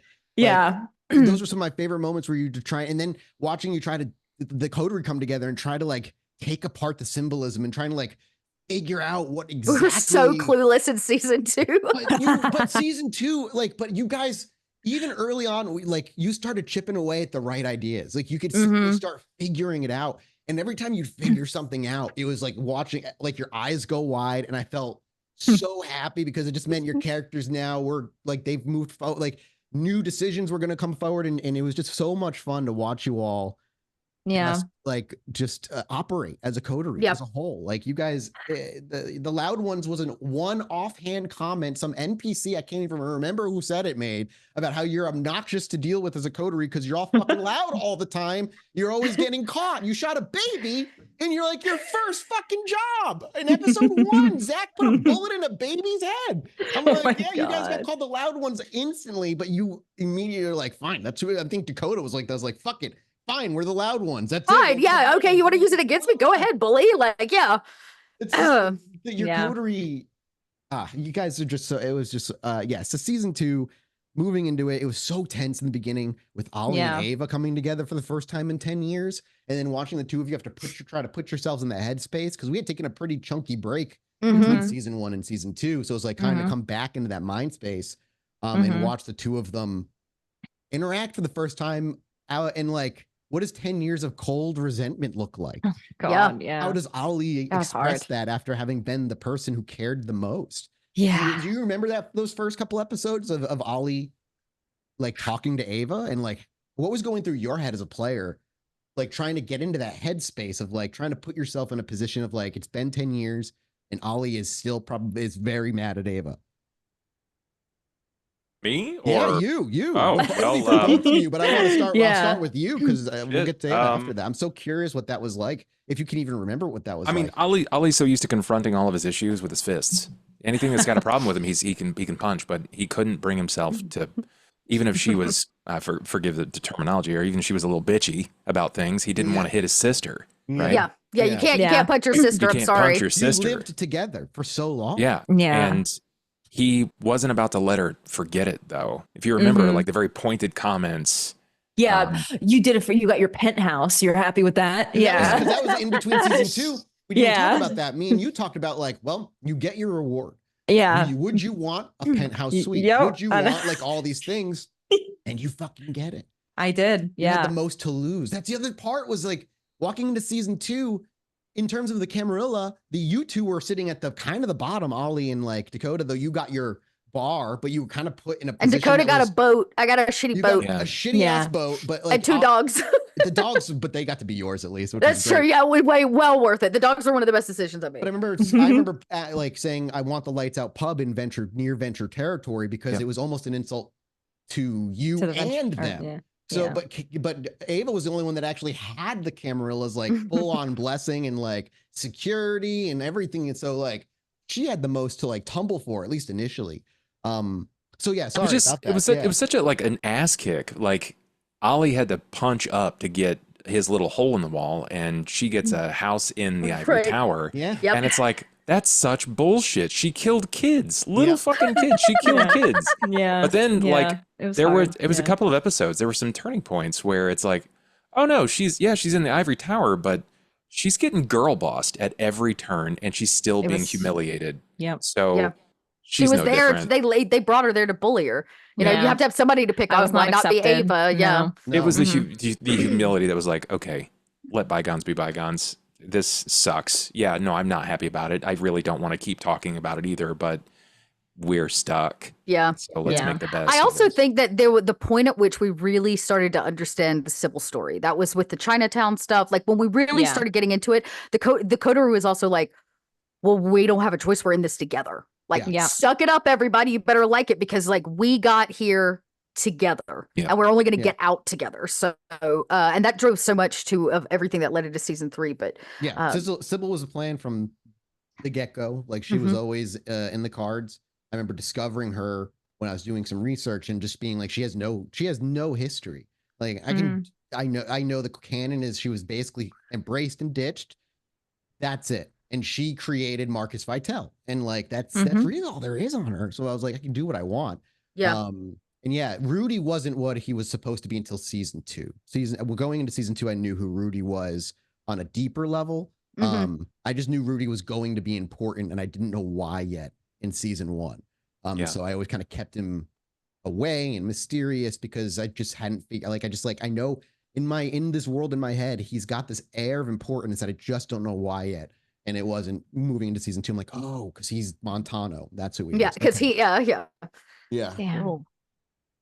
There is something to say, to like piggyback again. There is something to be said though about her consistently coming to the bar, because we oftentimes we glazed over the top of it frequently, but the Toreador Bane about being in hovels and ugly places and then hanging out with Nosferatu is just it's an absolute like grimace on their dice pools, right? So that's something that we didn't talk about a lot, but like it also speaks leaps and bounds about the character herself, is that she kept finding herself in these situations that is a constant like pool of gasoline for her, right?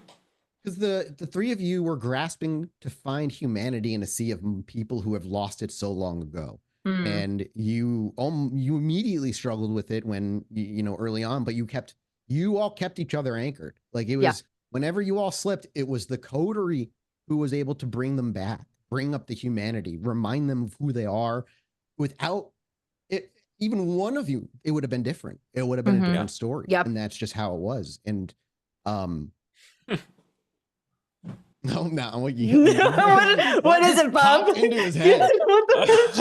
The constant feeding and feeding frenzies from. Oh my god! From Ava every time. There was a point when Dakota's like, "Ollie, just get her." It's like, all right, come here. And she's just like cartoonishly angry. How about me when I used to walk into the bar and put awe on and it pissed you guys off? Oh yeah, Dakota was like, "I'm so tired of not making eye contact. Just can't here really now." Good time. Yes. Y'all think you're beautiful. Grant's just trying to cook burgers, dude. Like, let him cook burgers. That's what made Grant fall in love with you too. Was just the consistent awe. The manipulation of awe consistently. God, He was that poor man was so manipulated. I loved Ava. that dynamic. So in love, I loved it. The Grant dynamic with everybody was just. It was so good. Grand. It was just like Grant and Dakota just always at each other. So good. I missed that so much. Yeah, I know. It's very like brother sister at that point. Oh God, yeah, that's exactly what it was. In my mind, that was like me and my sister arguing. When we were just kids. like just talking shit to each other. Yeah. But like the whole his details were all improv on the spot, except for very few things that Bub had already written down for him. Everything was improv. So like, and that's just true of everything in the show for the most part. But yeah, there wasn't a lot.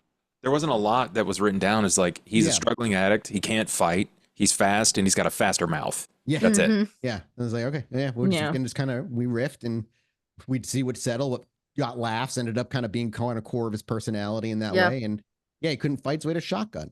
And like when you finally made him a ghoul, and he got, I know that you get to choose the power you give him, but just deciding I want to give him silent feet and just him being so fucking pissed off about it was one of my favorite moments where he's like realizing he's God damn it, that's all I got. Yeah. You noticed it before him. Like it was just so good. I'm like, Grant, you just I never wanted to use him too much, but it was do y'all think that Grant I'll jump just a little bit. Do you think he got turned? Did we turn Grant?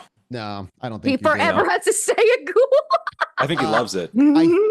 I'll tell you right now, the moment he said no was having to remind Ollie about being a human and being like, what are you fighting for, dude? Like, because you were at Humanity 4 and you were just not yourself.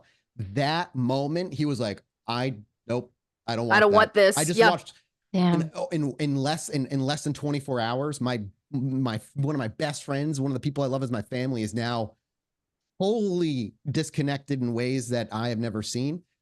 fuck that. No Yeah. way. It was and that really it. hard. It was really hard to go from, all right, man, let me help you make some hamburgers to, you're the fucking manager, figure it out yourself. Yeah. Yeah. That hit. He was like, what the fuck? But The again, hell. but that still led to the arc of him being that led to, even it's a post-story arc. Like Grant never gets embraced. Never. Yeah. He'll stay a ghoul and with you for as long as he humanly fucking can. And that's where he wants to be.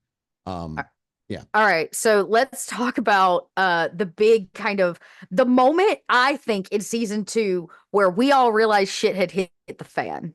Okay. Yeah, Which, in my opinion, was our first Labyrinth journey where we found the prison with the werewolves. That was the coterie defining, like, this shit has gone beyond us. For me, it was like, it was that moment where all of us were like, none of us knew what to do. What we had found, what we had come across. There were so many questions that we didn't have answers to. Did we end up lost in the labyrinth too? Like we got split up? Yeah, there was like some weird shit that happened there. Because Dakota slept in Dakota slept in the ground. Yeah, it was all bad. While you slept. Yeah. Everything about that, like 3 episodes, was bad. It was so bad. And I remember coming back with Dakota afterwards, and I was like, I don't think I've ever been happy. Yeah, holy shit. It's shell shock. It was shell shock. She's like, holy shit. And then, of course, you add Hannah to the mix, and it's just like life turned upside down. I just remember that being so impactful for like Dakota's vision, or like her place in season 2. Gave another like layer of how deep and weird and kind of uncontrollable it can get. But that was like, what I loved about it is like, you had the point was like, you had nowhere to go. You had to figure it out you need to figure it out. You're the Scooby-Doo gang who accidentally bumped into like the fucking criminal. Like you're like, you're now it's up to you. There are no cops. Then nobody's going to believe you. And even if they did, how do you show them and prove it? Right. What are we going to go to Stitch and say, you should lock up those werewolves? Like, there was just a lot. There was just like a lot going on. I feel like that was another shell shock moment where Dakota was like, I don't know if I like the Camarilla. Like, is this how we operate? Right? Like, Aside from losing Rowan, the one thing that I could not calculate that made me realize that as Ollie was playing outside of his depth was the loss of Saoirse. The the Salubri. What was her name? I can't remember. Oh Jesus! Yeah, when you took her down into the lab. That was. I was like, okay, I'm officially playing against superpowers. We can't win. We just cannot win. Yeah. It made you think otherwise of like what to do. Because most of the time it's like, this guy got shot, but we fixed it. And we're like, this guy lost his territory. Well, that was probably coming, right? Yeah, exactly.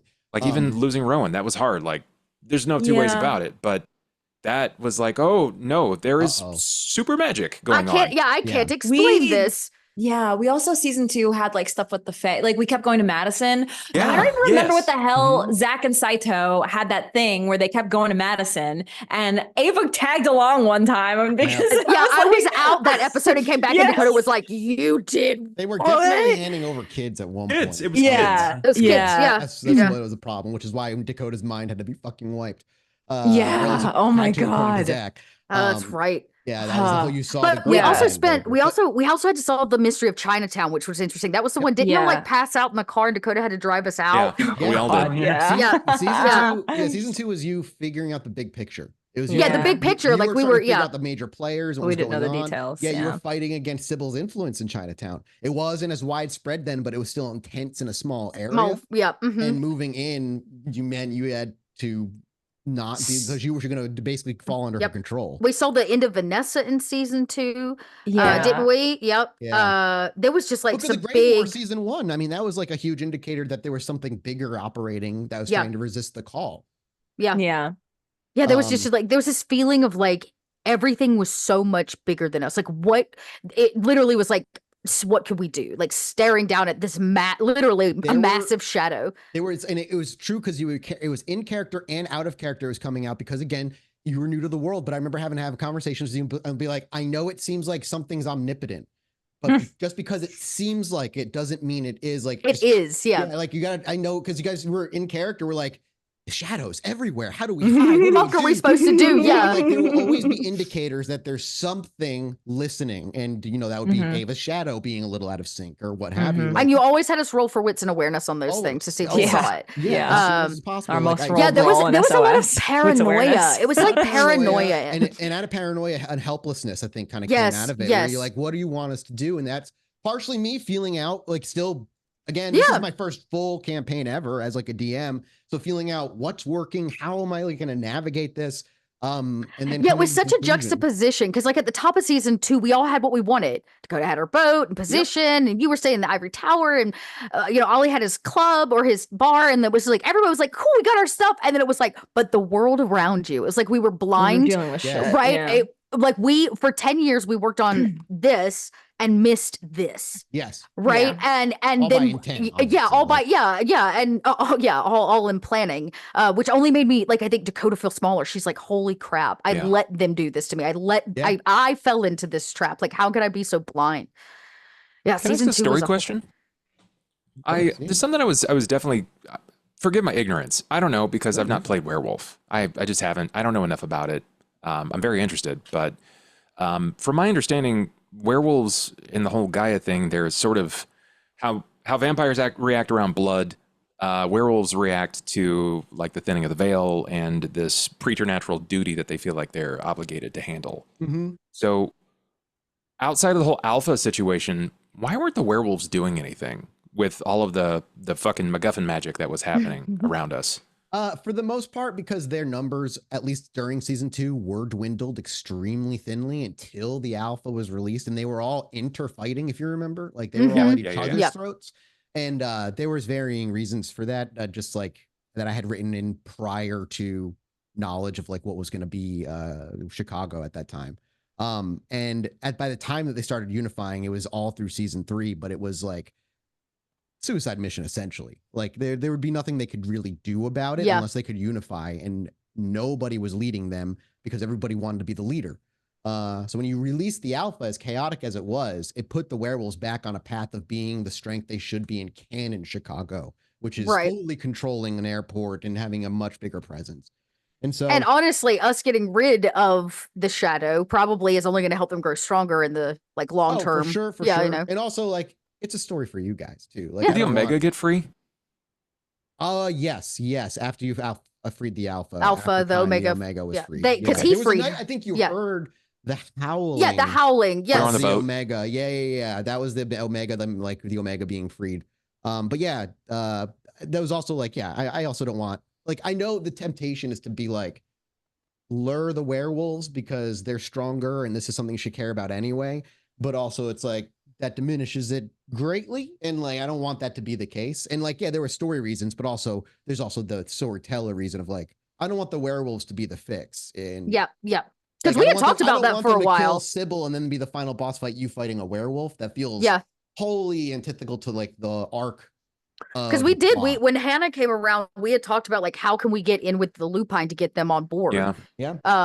And Hannah was never meant to be your in on the Lupine. Her story was meant specifically just as a Dakota personal story. Yep. That character definitely was not planned for Dakota at all, but changed Dakota entirely. Yeah, that was going into like the third season. That was season 2 as well. Was Hannah, and we had conversations out of game as well of like, what am I like about Hannah and like finding like you're getting frustrated, like what am I supposed to do with her? And I'm like, it's like, don't like don't like let her be a touchstone as long as she can be a touchstone. And it's honestly why like I thought about it in our little like 2-week break of like what happens to Hannah, because obviously Hannah's with the Lupine now. And I'm like actually kind of okay with the idea that maybe we don't know, like maybe there's a Lupine that forever will have a different feeling about Kindred because she was saved by one, right? And was given a life by one, or maybe she'll grow up to hate Dakota. Like I love the idea of the what ifs in that regard. So like Hannah was a very important character.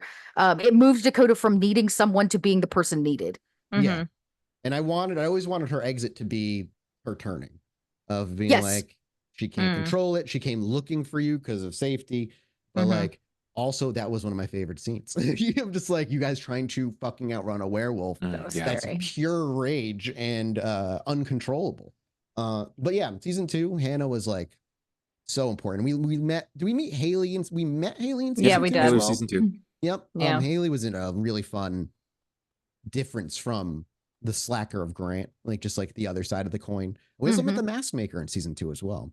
Yes. Anna Coleman, Yep. lad. Coleman. Yep. And yeah, with so many. Yeah, season 2 was And like the. wasn't Haley meant to be the kind of love interest for Ollie, and then Ollie and Dakota's relationship flourished in season 2? Like that's when. Oh no, I built her as a retainer. Mhm. I built Did her as a you? retainer Mhm. as a cosmetologist for Ollie's like makeup. And she's based off of my barber Haley. Yeah. Love that. Yeah. I mean, it wasn't. Yeah. Season 2. Did you also have like an evil grandmother called Sybil by any chance? I did not. Emmy, on the other hand. Oh yeah. Yeah. What did season 2? We ended on The what? Elysium. The Elysium. How could I forget? I walked out on it. Yeah, the Elysium was another very emotional moment, both in and out of character for me. You were so mad. I was so you yelled pissed. at Mathis, and it was hilarious. Mathis, what's going on? Can you remind me of like what the? It's hard. That was so Bella called the Elysium. Yeah, the gang girl. And the gang girl. Everybody came, and that's when they unseated the gang girl because Rosa, whoever the primogen was at the time, was obsessed with the lupine and wasn't part of her plan. And in place of the gang girl, seated the La Sombra. It was the tipping point for Dakota getting into politics. She was pissed. She stood up in front of everybody and left. That's right. So I was like, this is the moment of like the end of Empire Strikes Back where they're at their lowest. I'm like, Dakota has never been so insulted. And again, it was like just like the sheriff. She's like, I will be back. And I will take everything from you. Like, I promise you. So one of my angry. favorite things in season 2 was the Bella Dakota relationship. Oh God, that was season 2. Was the so complicated? It was absolutely complicated and like that was messy. I mean, a lot of what season 2 was the illusion of choice from it, like toxic relationship manipulation. Yeah, like the consistent.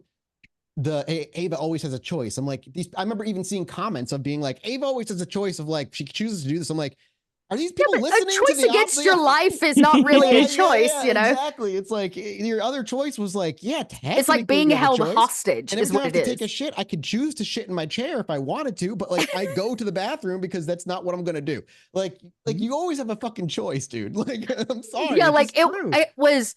God, yeah. Season 2 was like, a lot of in like the Bella, especially with Bella, because Bella, very abusive. Dakota fell in love with Bella, both because of the bond and because she's never had anyone give her attention like that. No one, right? And then she started to fall genuinely in love with Ollie. Yes. Right. Coming out of the bond with Bella. And it was a really confusing time for Dakota season 2, where she's like, I don't know what I'm feeling. And I hate you and I love you. And I just want to see you die, you beautiful bitch. You know, like she had such harsh feelings for Bella. But then the bond ended, the punishment ended, and now you were like shot back to reality. It's you're like, it's like an addiction. Yeah. And so it wasn't really until the season 3 point where Dakota learned straight from Bella that basically she was just a replacement for her need for snitch. And Dakota was like, oh, I was your rebound. Yeah. Okay. But those conversations you guys would have in front of the fireplace. Were always so intense. And I just remember Tracy's face every time was just like glued to like what the fuck was happening with the conversations. Well, it was so like Bella also, even in the manipulation, gave her respect, right? That's the only thing Dakota's ever wanted was respect. Like nobody sits down to her and teaches her to like read and spends time with her. And like it was very manipulative, but also like something Dakota desperately sought, like had never had. And so why would she be mean to her? You know what I mean? There's this one of like, well, affection. It's like a dog. It's like an abused dog. It's like, you give me affection, so of course I'm going to love you. And Dakota definitely was that at the feet of Bella, without a doubt. There were some very intense conversations between the two of them. Yeah, those were some of just like my favorite ever. Just Bella being a manipulative, fucking like sleazy little bitch. That's why it was such a big decision. So much. Like, I hated her so much. Do you remember how many times I messaged you? I took 2 weeks to make a decision on whether or not Dakota was going to drop being a hound, like, and how she was going to do that. And it was such a hard decision for her to face Bella and be like, I don't want, it's like breaking up with the abusive boyfriend. Like, I can't do this anymore. Yeah. You were done. Yeah. And like that freed the fuck out of you though. Like Dakota. Yeah. It freed me entirely. And that's when I started taking the sheriff down and found a whole new purpose in life. Yep. Which the sheriff fight, one of my favorites as well. That was an amazing end to that. And yeah, I find it introduced in season 2. Was he? He was introduced at the Elysium. Okay. Cool. Yeah. And then we didn't really truly get to know Damien until not truly until season 3. Season 3, yeah. Yeah. But I find it interesting that like Dakota's big haunting thing was taken care of by Ollie, and the same thing for Ollie in the end of season 3. Yeah. Yeah. I did not think Layla would be, but like it makes sense for Dakota to be like, I'm not giving you the chance. Yeah. She's like, yeah. Give me the time of day until now. Fuck you. You're dead. You're dying. You're dead today. There is a beauty there. Yeah. No, you're right. Like there is an absolute kind of like poetic beauty there. And season 2 was always supposed to be like 30 episodes as well. And by the time it's double that. So it was our longest season. Like everybody was like, you want to go longer? You want to go longer? You want to go longer? And we're like, we'll just go until I find the end. Yeah. And then we ended. And then season 2 kind of came to a close and the show was actually left like hanging. Yeah. So just like to be like as clear as we can be, the show was left hanging for a couple years. Like we all knew there was going to be, we all wanted a season 3. We wanted to finish the story. We needed a break. Obviously you always need a break after you finish such big campaigns. We were all moving and like changing lives. And it was the time. When we finally had the time, there was a question of we would even be able to do it. Yeah. And if we couldn't do it publicly, we had all already agreed, like, can we do this privately? Like, I want to finish the story. Like we had just decided we're going to start taking our Saturdays and just playing with each other. And like, I'm just going to do this privately. That's fine with me. Like, but after a little over 2 years, we got the ping. Was it Dot you were talking? So it was, okay, so this is actually how it happened. Yeah, so we were so desperate to play VTM together, and in the break before season 3, we started our own podcast. Nice. Yes, so Pod by Night started simply because we just couldn't get enough. And then it had been a hot minute, and I got to talking with Maggie, and Maggie wanted it as much as we did, and we kind of figured out a way to just like make it work. Praise for letting us do that. Well, I remember reaching out to Tracy and being like, hey, if we got it, would you want to come back? And you were hesitant too. You were like, I was. I don't really know if I want to kind of come back. Like, I'm going to tell you guys, I was close to actually just not. I was ready to just kind of like let it go and just be like, you know what? I don't know if I want to do this. But I am so glad I did not do that. I am so glad. Was it just like, do you remember what made you say, fuck it, let's do it? I just think, it just us talking about it again, I think got me back into it. Cause I think I took some time away and I didn't think about Ava for a while. And I was like, it was hell. And and there was a lot of personal stuff. And I just was like, I don't know if I want to do this. And we started talking about it again. And I was like, you know what? I think I do want to play with you guys again. I knew I wanted to finish it. I was like, like it's going to be different, but even to Bub, even getting you to come back was not necessarily even meant you were going to come back as Ollie, as we kind of mentioned at the beginning. Of this. That was another conversation of being like, listen, here's my thoughts here. I know your thoughts. What do you like? I think you should come back as Ollie, but I know you were hesitant to do so. Yeah. I didn't think there was any more story to tell, you know? I didn't know that the Layla aspect was going to be as much of a thing. Like I thought it was just going to be a passing moment. I didn't know that she was going to be a recurring dickhead in my life. to me, and obviously it was your character, but on the outside, I did not think Ollie had rectified or put the book or closed the book on the Ollie thing. Actually, like, well, he didn't have the closure he wanted. Yeah. It almost felt like he just kind of plastered over it and moved on as best he could, which is fair. Everybody grieves in their own way. But to me, that wasn't like that was what I saw in Ollie is like, that's the arc I saw was, no, I don't think Ollie's really addressed this properly, and for varying reasons in season 2, obviously, but that was like the angle is like, I'm going to bring this woman in. She's gonna be like, no, he's my kid. I raised him. And I wanted to kind of punch at that angle. As well as other little things like Grant. And what a punch it was. Yeah. Such a dirty low punch. Yeah. Because I remember at the end of season 2, there was the last scene was like the scene of I think it was a silhouette of Layla standing outside of Chicago, sending in her hunters.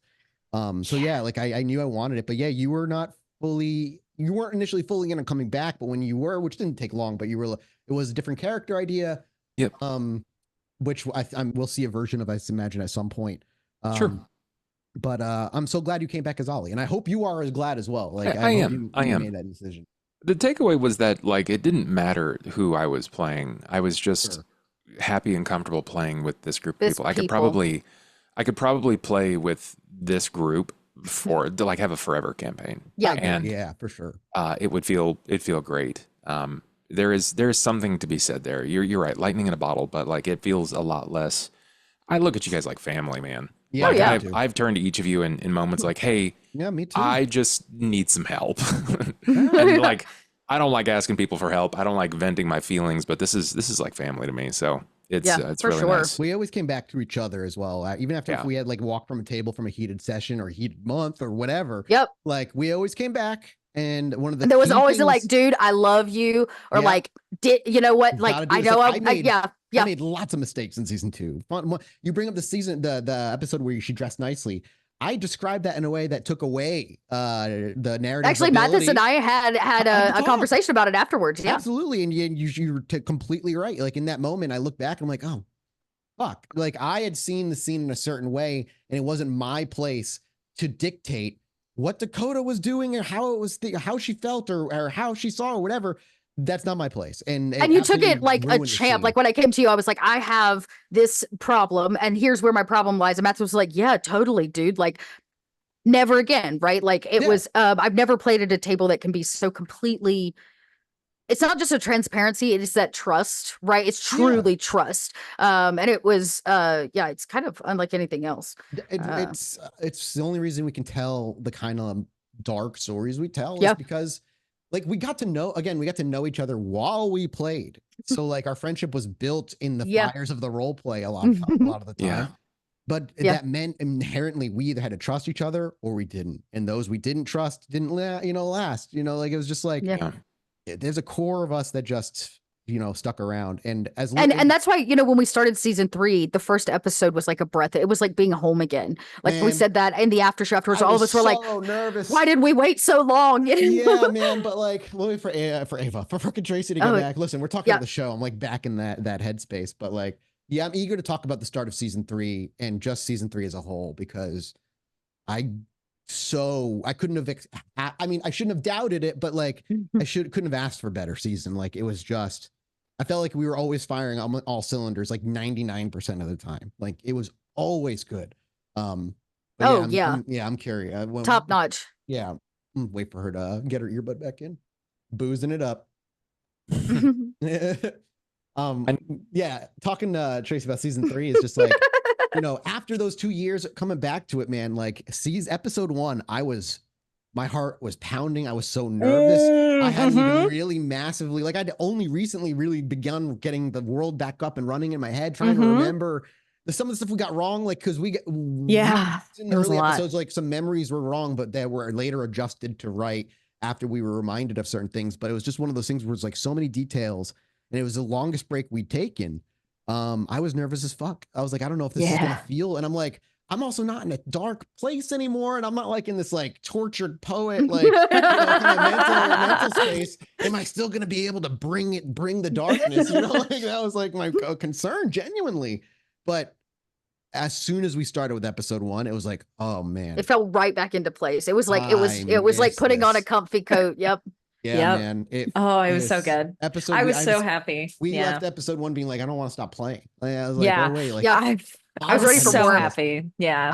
Here's the thing. I never had a question. I was like, just tell me when and where. And yes, I'm playing Dakota. Like I knew that Dakota, I had, especially by the time we reached season 2, the end of season 2, I was like, no, I will finish the story with her. Like I have a story to tell now. I agree. And that's what I was desperate for too. I'm with you, Mathis. I was a much more confident person at that point too. So I was ready to be back and play Ava. And I just felt so much more confident playing Ava in season 3. And it just, it just worked. shows. It shows. Yeah, it as does. well. Yeah. Oh my God. Yeah, It you've was all grown like Yeah. such as like role players. Yeah.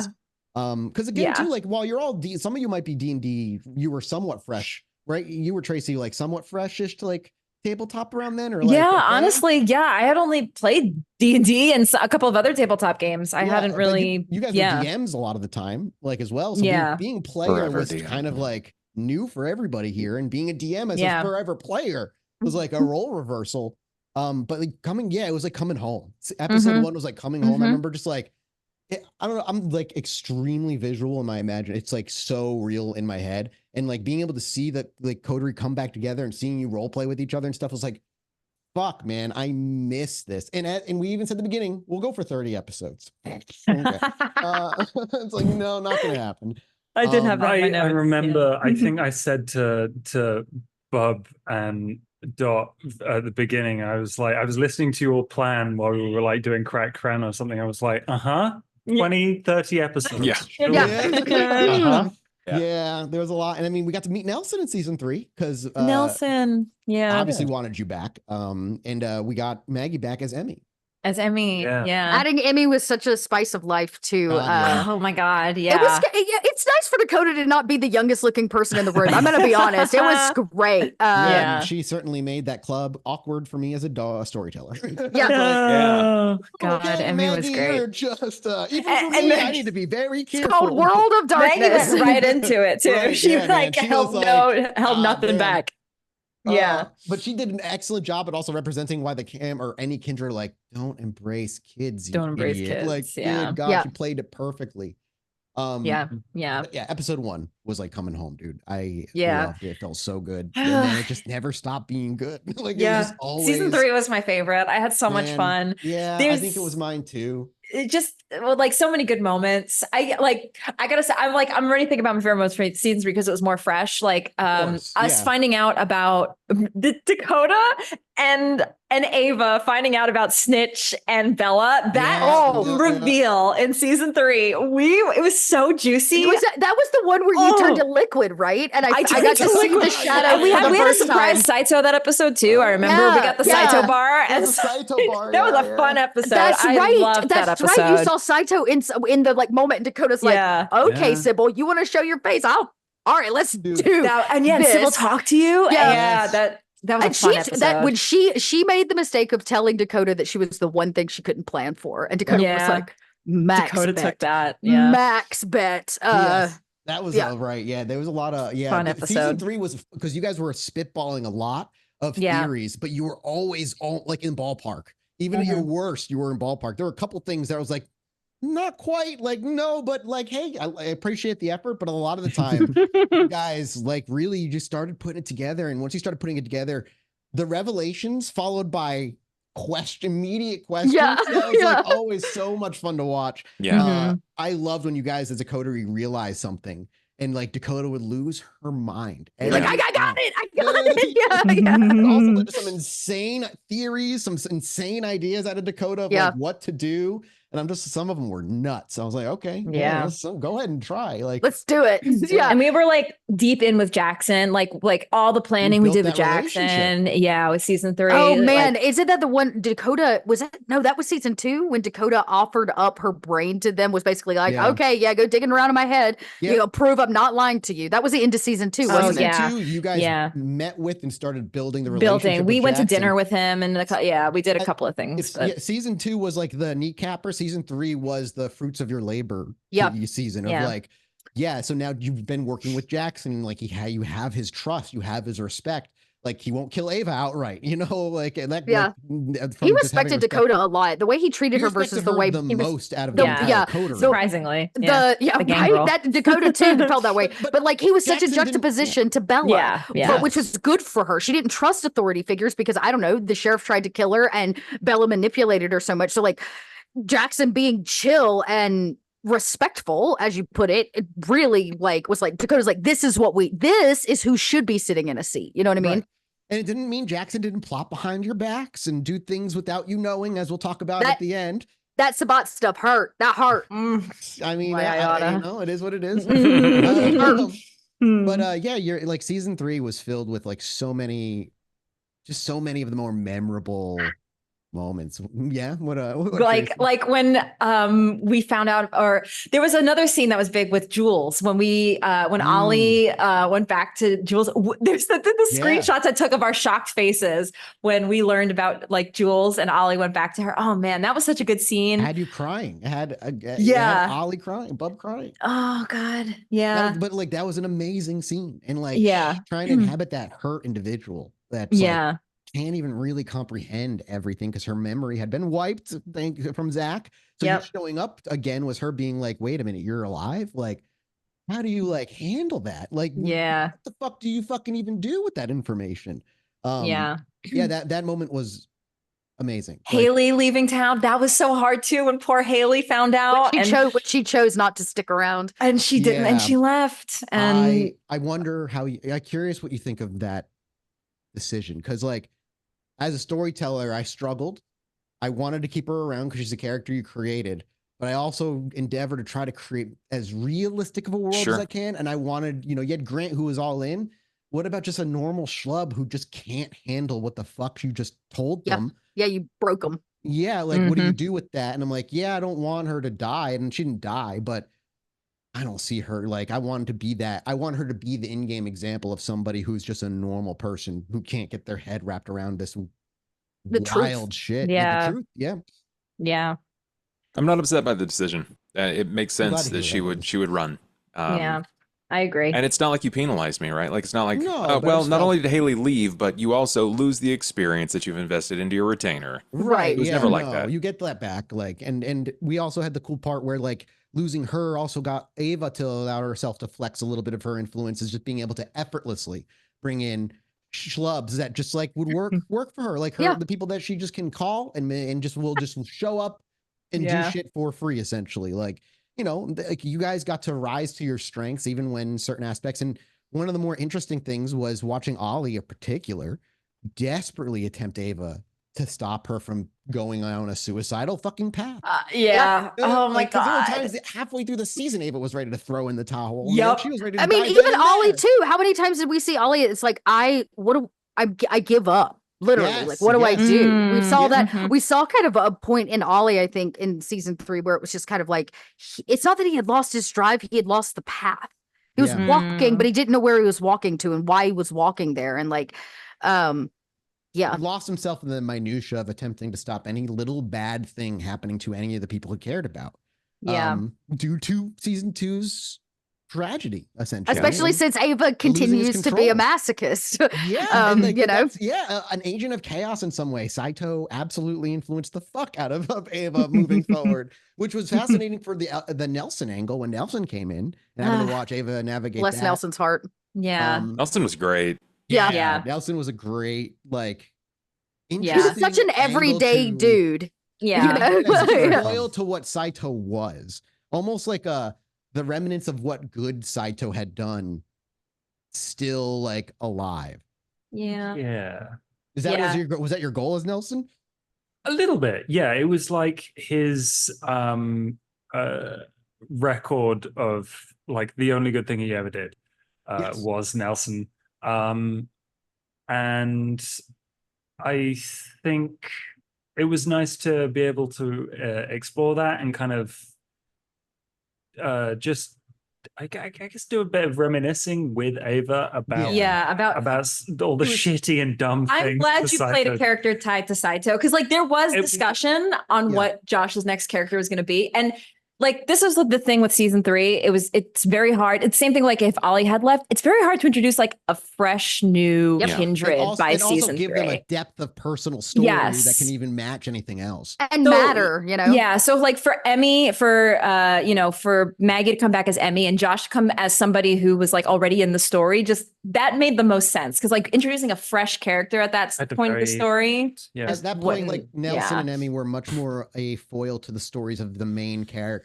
Like Nelson was more of a foil to just help Ava realize that Saito wasn't the greatest person in the fucking world and he made mistakes, and also you don't have to be as impulsive as him, and you still can do good. And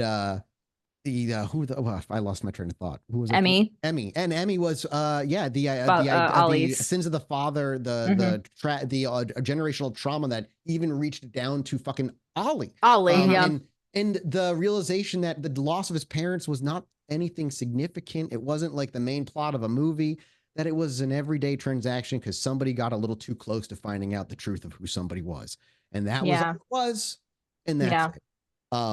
Yeah, I had it. Another moment I loved was when Nelson was first introduced, and he was like, we were getting him familiar with everything. We had him meet with Jackson, just to like be like, hey, we have this thin blood guy, and Jackson asked, like, what's your name? And he said Nelson. And he's like, do you have a last name? And he's like, Heloise. Yes, that's right. Yes. And I lost my shit because that was not planned. That just happened. No, that just happened. Did not like talk to Josh about this. That's where it clicked. Like, that's my son right there. I think the plot, the story was for Nelson. He was one of the last 3 Thin Bloods from the Thin Blood Railroad that Saito had happening going on, which was a good thing that he was doing. We saw a vision, in season 2. There was nobody else there because Ironarchs had already been basically gutted, so it just collapsed. And Nelson was a leftover of that, who was also kind of like a student of Saito. Yes, we found him. Ava and Saito found him in season 2.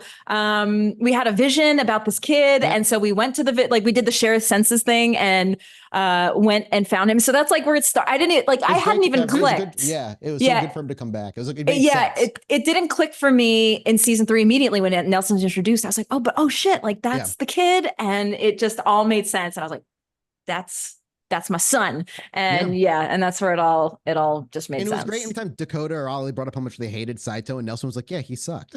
The affirmation's nice because we only ever got Ava, which is like, no, he's perfect. They constantly seeing the ghost of Saito around. Oh my God, you torment, dude. And this is another thing. Ava in season 3, I had not thought about Saito. I was ready to move on. Nero was the new thing. I was on a date with Nero in the beginning of season 3, and Mathis put Saito in my visions, and I just got it just stuck, and I just became like obsessed with Saito, and that was not something like we were a couple of years, season 2 and season 3 gap. I was not thinking about Saito, and he just was there, and it just made sense. And because we were going to be groupies basically. Dakota and Ava were going to be band groupies. Nero, I was like, and Nero didn't stand a chance. Like, he just didn't. Never thought you were gonna give up Saito's journal. I was like, there's no fucking way. I mean, Dakota was ready to pry it from Ava's hands. We were planning. Dusted hands. It's so funny when you look at Ava and go, your choice is give it to us now, or I will take it from you. Like, you know what that means. Yeah. Oh man. And how long do you think it was before Nelson realized that he was like full Giga Chad? Like his whole face had changed. Someone would have to tell him because he doesn't see it himself. Yeah, it would have taken him a long time post end of season 3. Yeah, it's like everybody was like, "Man, you're looking really good." And you're like, "Thanks." I mean, I was gone for a while. I might be dirty. Still. He aged into himself. Yeah, it's a Thin Blood. Maybe they change. Maybe they age a little bit. I had the beginnings of a beard before I became a vampire. Honest. Sending Nelson into the hedge was certainly a fun idea. Oh my God. Yeah. Dakota still does not support that idea. It went down. She's like, Ava. I'm glad, but to wrap the point, I'm glad you did end up giving up the journal. I mean, it was a huge part of how it moved forward. I mean, you guys with that journal really started filling in blanks and stuff. And Saito, I kind of took Saito and he became a plot device more than a character in a lot of ways with some stuff. When it became kind of convenient and it made sense. But yeah, it was just like that book. I did not think she was gonna give it up either, dude. I thought for sure. I was like, I'm gonna have to watch the coterie fight each other. All right, let's see how this goes. Because shit, man, like, what are you gonna do? What are you gonna do? Command him? Like, look Ollie in the eye and potentially trigger a rage out of him. We all saw that when, which by the way, I did not expect you to try to use your disciplines on Celia. Celia. After a Poor week. Celia. I was like, This is Oh, early in fuck season her, 3. dude. She was such a shit.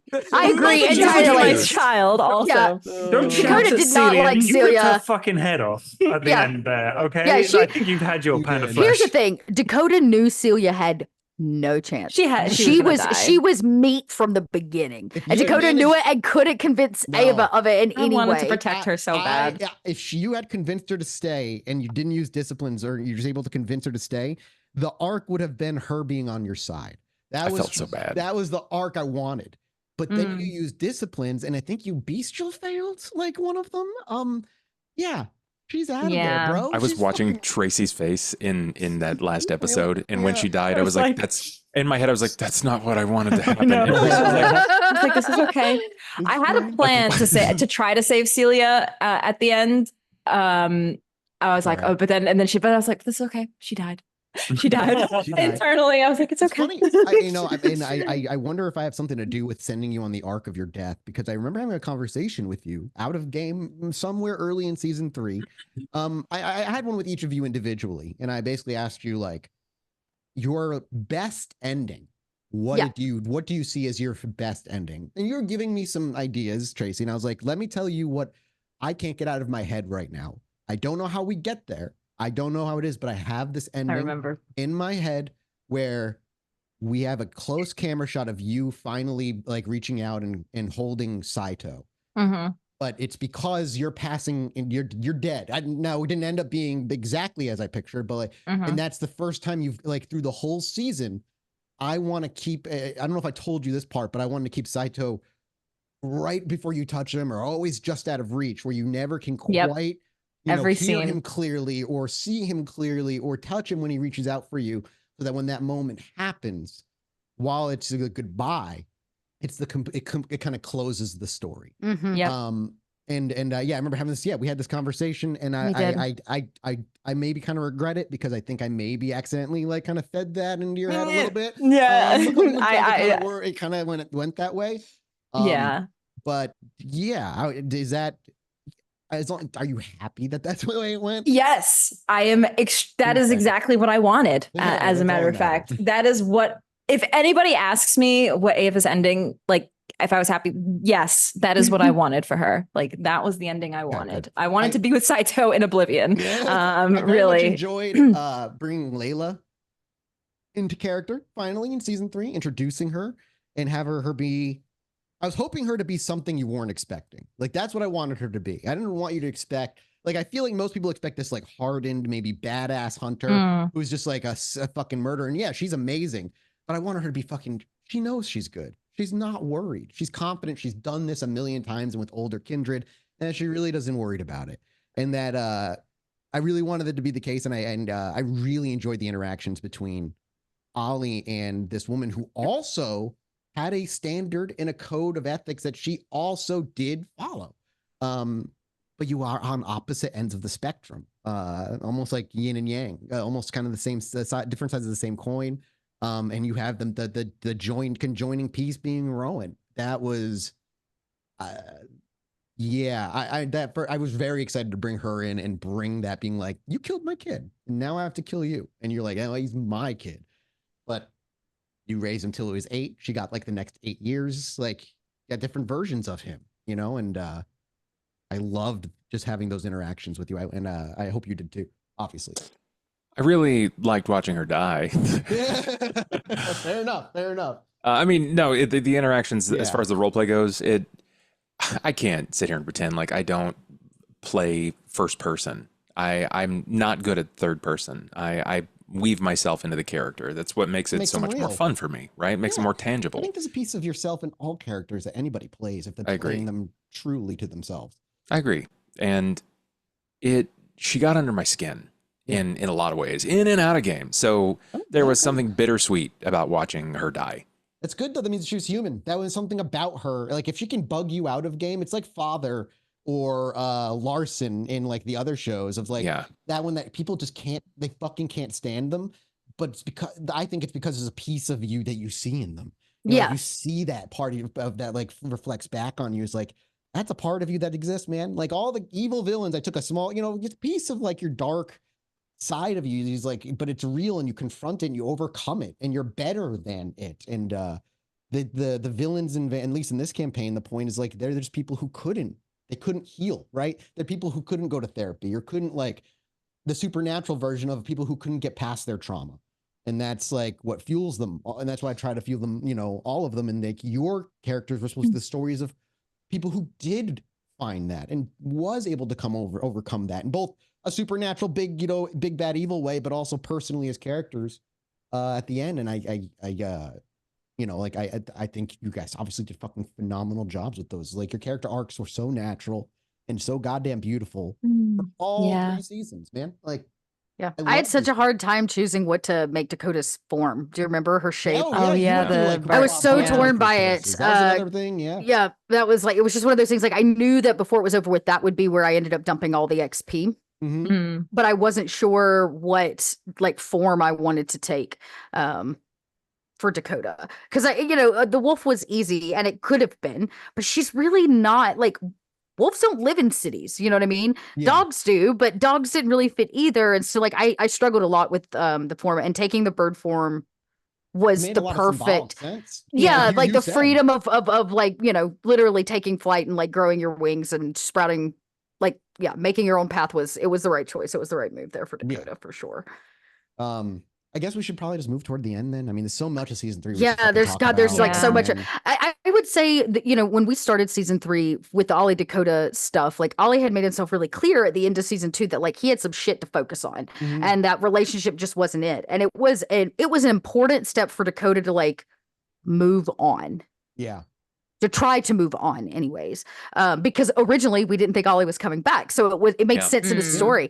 And then when Ollie came back, it's like, oh, and there's obviously like a lot of unspoken stuff that will always fucking be there no matter what. But like, it was a huge thing for Dakota to not fall back into the pattern, right? It's such a but what I loved about that the storyline of like, will they, won't they? Like, of course, the fantasy romanticized version is you end up together.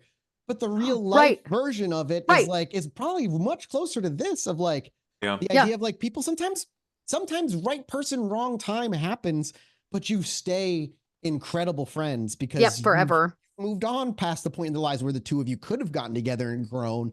Now you're just also, Dakota was like, look, the hard pill to swallow here is like, we're never going to have a white picket fence. I'm always going to look 16. I'm always going to be looked at weird when we're together. Like, life will be more difficult than if we just love each other platonically. And you got Damien kind of became that. Damien was an interesting unplanned thing as well. Was a total, was a refreshing thing for Dakota. Like, we got to see her actually maybe have a crush that was healthy for her in a way, that wasn't inlaid with like all of the trauma of Sybil and all of this. It was like free of all of that. Same thing, like the karate edition in 3rd season for Dakota was the same thing. It was like Dakota was learning, as she pointed out to Ollie, that when you step out of the rink, that moment when you step out of the rink, you have to have something worth fighting in the rink for, and you got to find those pieces of yourself. And Mathis, I think you said it in an after show, like Dakota didn't get it. She didn't get to do these things. And I remember that scene where she ended up, going to pay for Hannah's karate and ended up signing up for herself because like, what a concept that she might have like an extracurricular or go to school with Cretius. Like, so much of season 3 was Dakota making up for lost time in the past, like getting to know herself in a childhood she never fucking had. Via karate and Hannah and karate, you realized you didn't need anybody but yourself. Like, that was the point, and that was like self-actualization was Dakota's story from start to finish. It was, and kind of for in a way for everybody, kind of was a sort of theme, but like I love that the relationship between Ollie and Dakota ended in a more realistic way, and like there's nothing wrong with that. They're gonna be they're gonna be friends for the rest of their own lives, fucking like, ever. Yeah, like that's just how it's gonna be. Aww.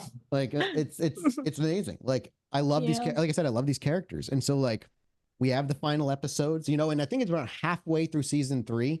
I think I had the conversation with you all too. It was like, no more new plot points. Like, there was we're a done. point with like, I'm like, we're not introducing anything else. No more new plot points. Like, it's time to start wrapping things in, and let's start closing loopholes, and let's start closing unknown threads.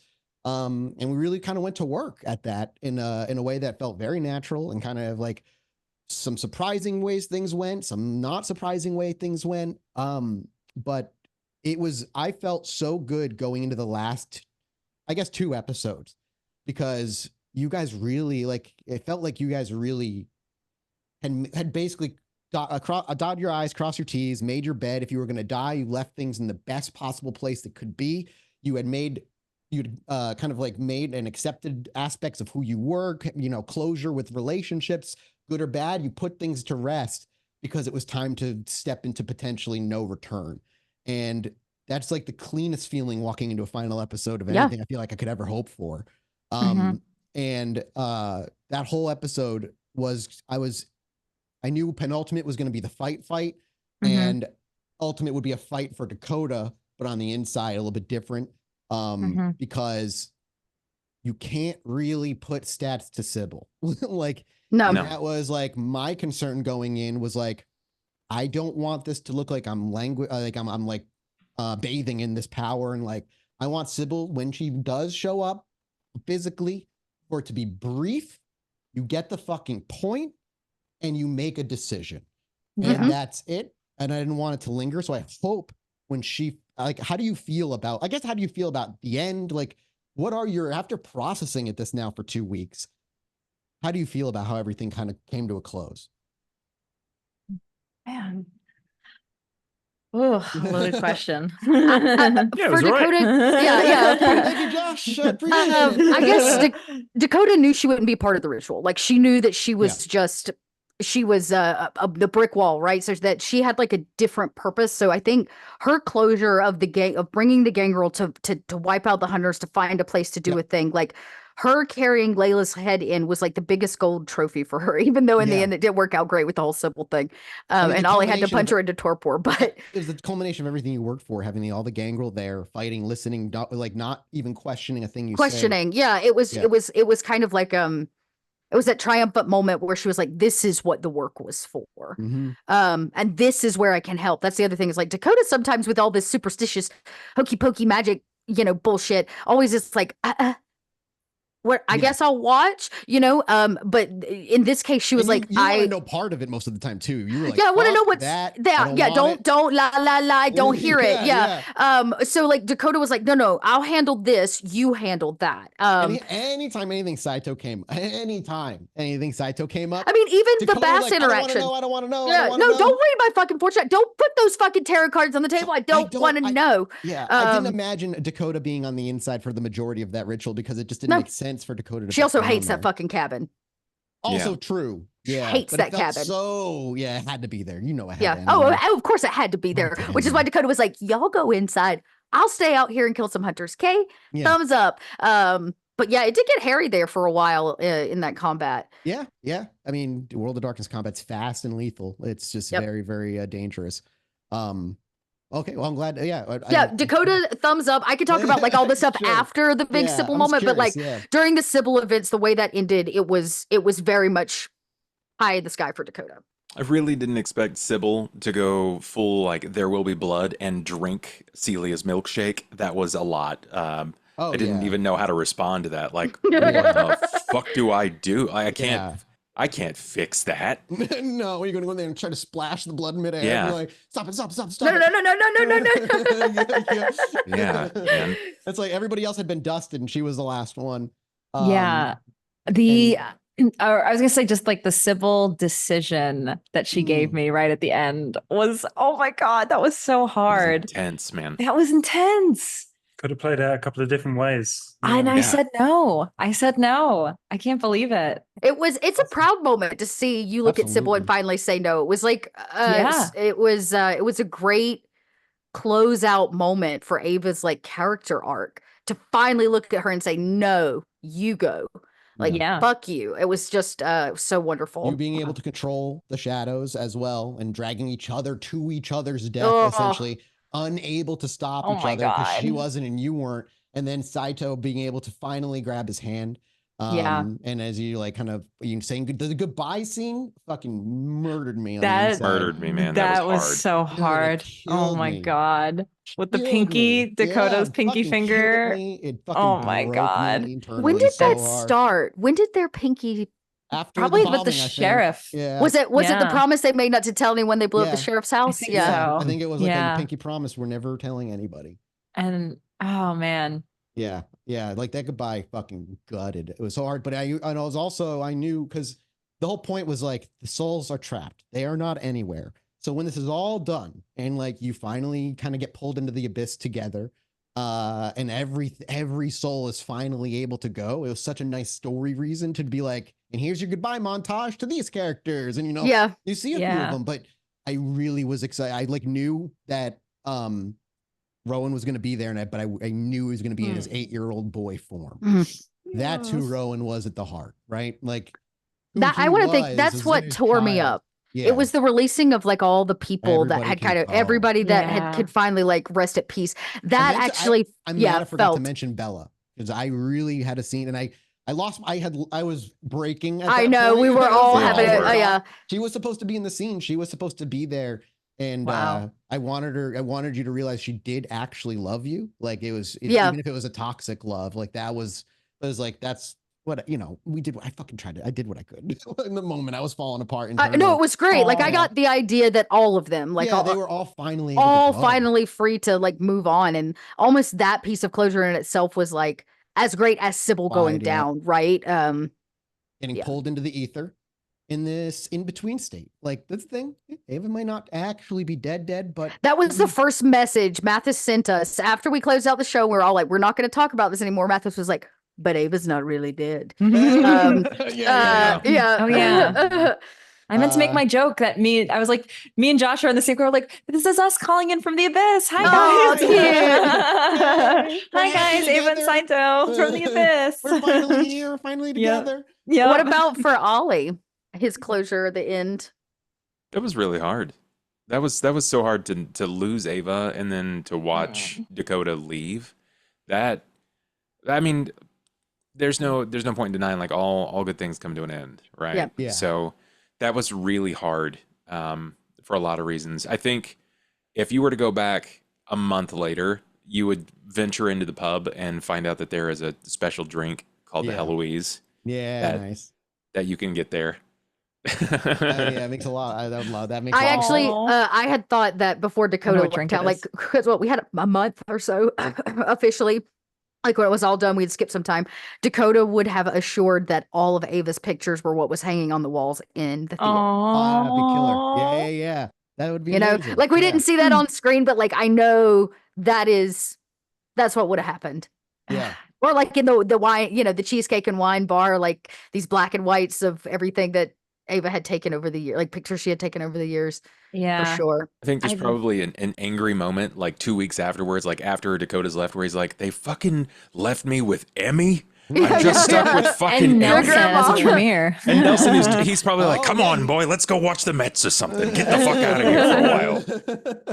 I love this like new coterie that's like, Nosferatu, Gangrel, Venture, and Tremere, that's my headcanon of just like the next. Do you think they carry on the name The Loud Ones? Oh, forever. I think so. Forever. Yeah. I didn't think about that. Yeah, the coterie's like, it's different now. Like, it's different. Only half of the original coteries technically survived. Yeah. That's nuts. You told us that's kind of how coteries work. They come and go. Like I remember that from early on when we talked about coteries. Dakota's leaving was very hard. That actually, I think the hardest part was because you dropped that on me on Saturday. Mm-hmm. Yeah, so I had one night to basically think about it, to decide. Yeah. Right, to decide, to make the decision. And temporary, which we knew as well. It definitely would be temporary. Dakota will be back to Chicago. Yeah. But like after everything that she had said to Emmy the day before, that was like, I'm here. This is my town, my city. Like this matters to me. When Beckett looks at you and goes, "You want to come like scooter poot around with me for a while?"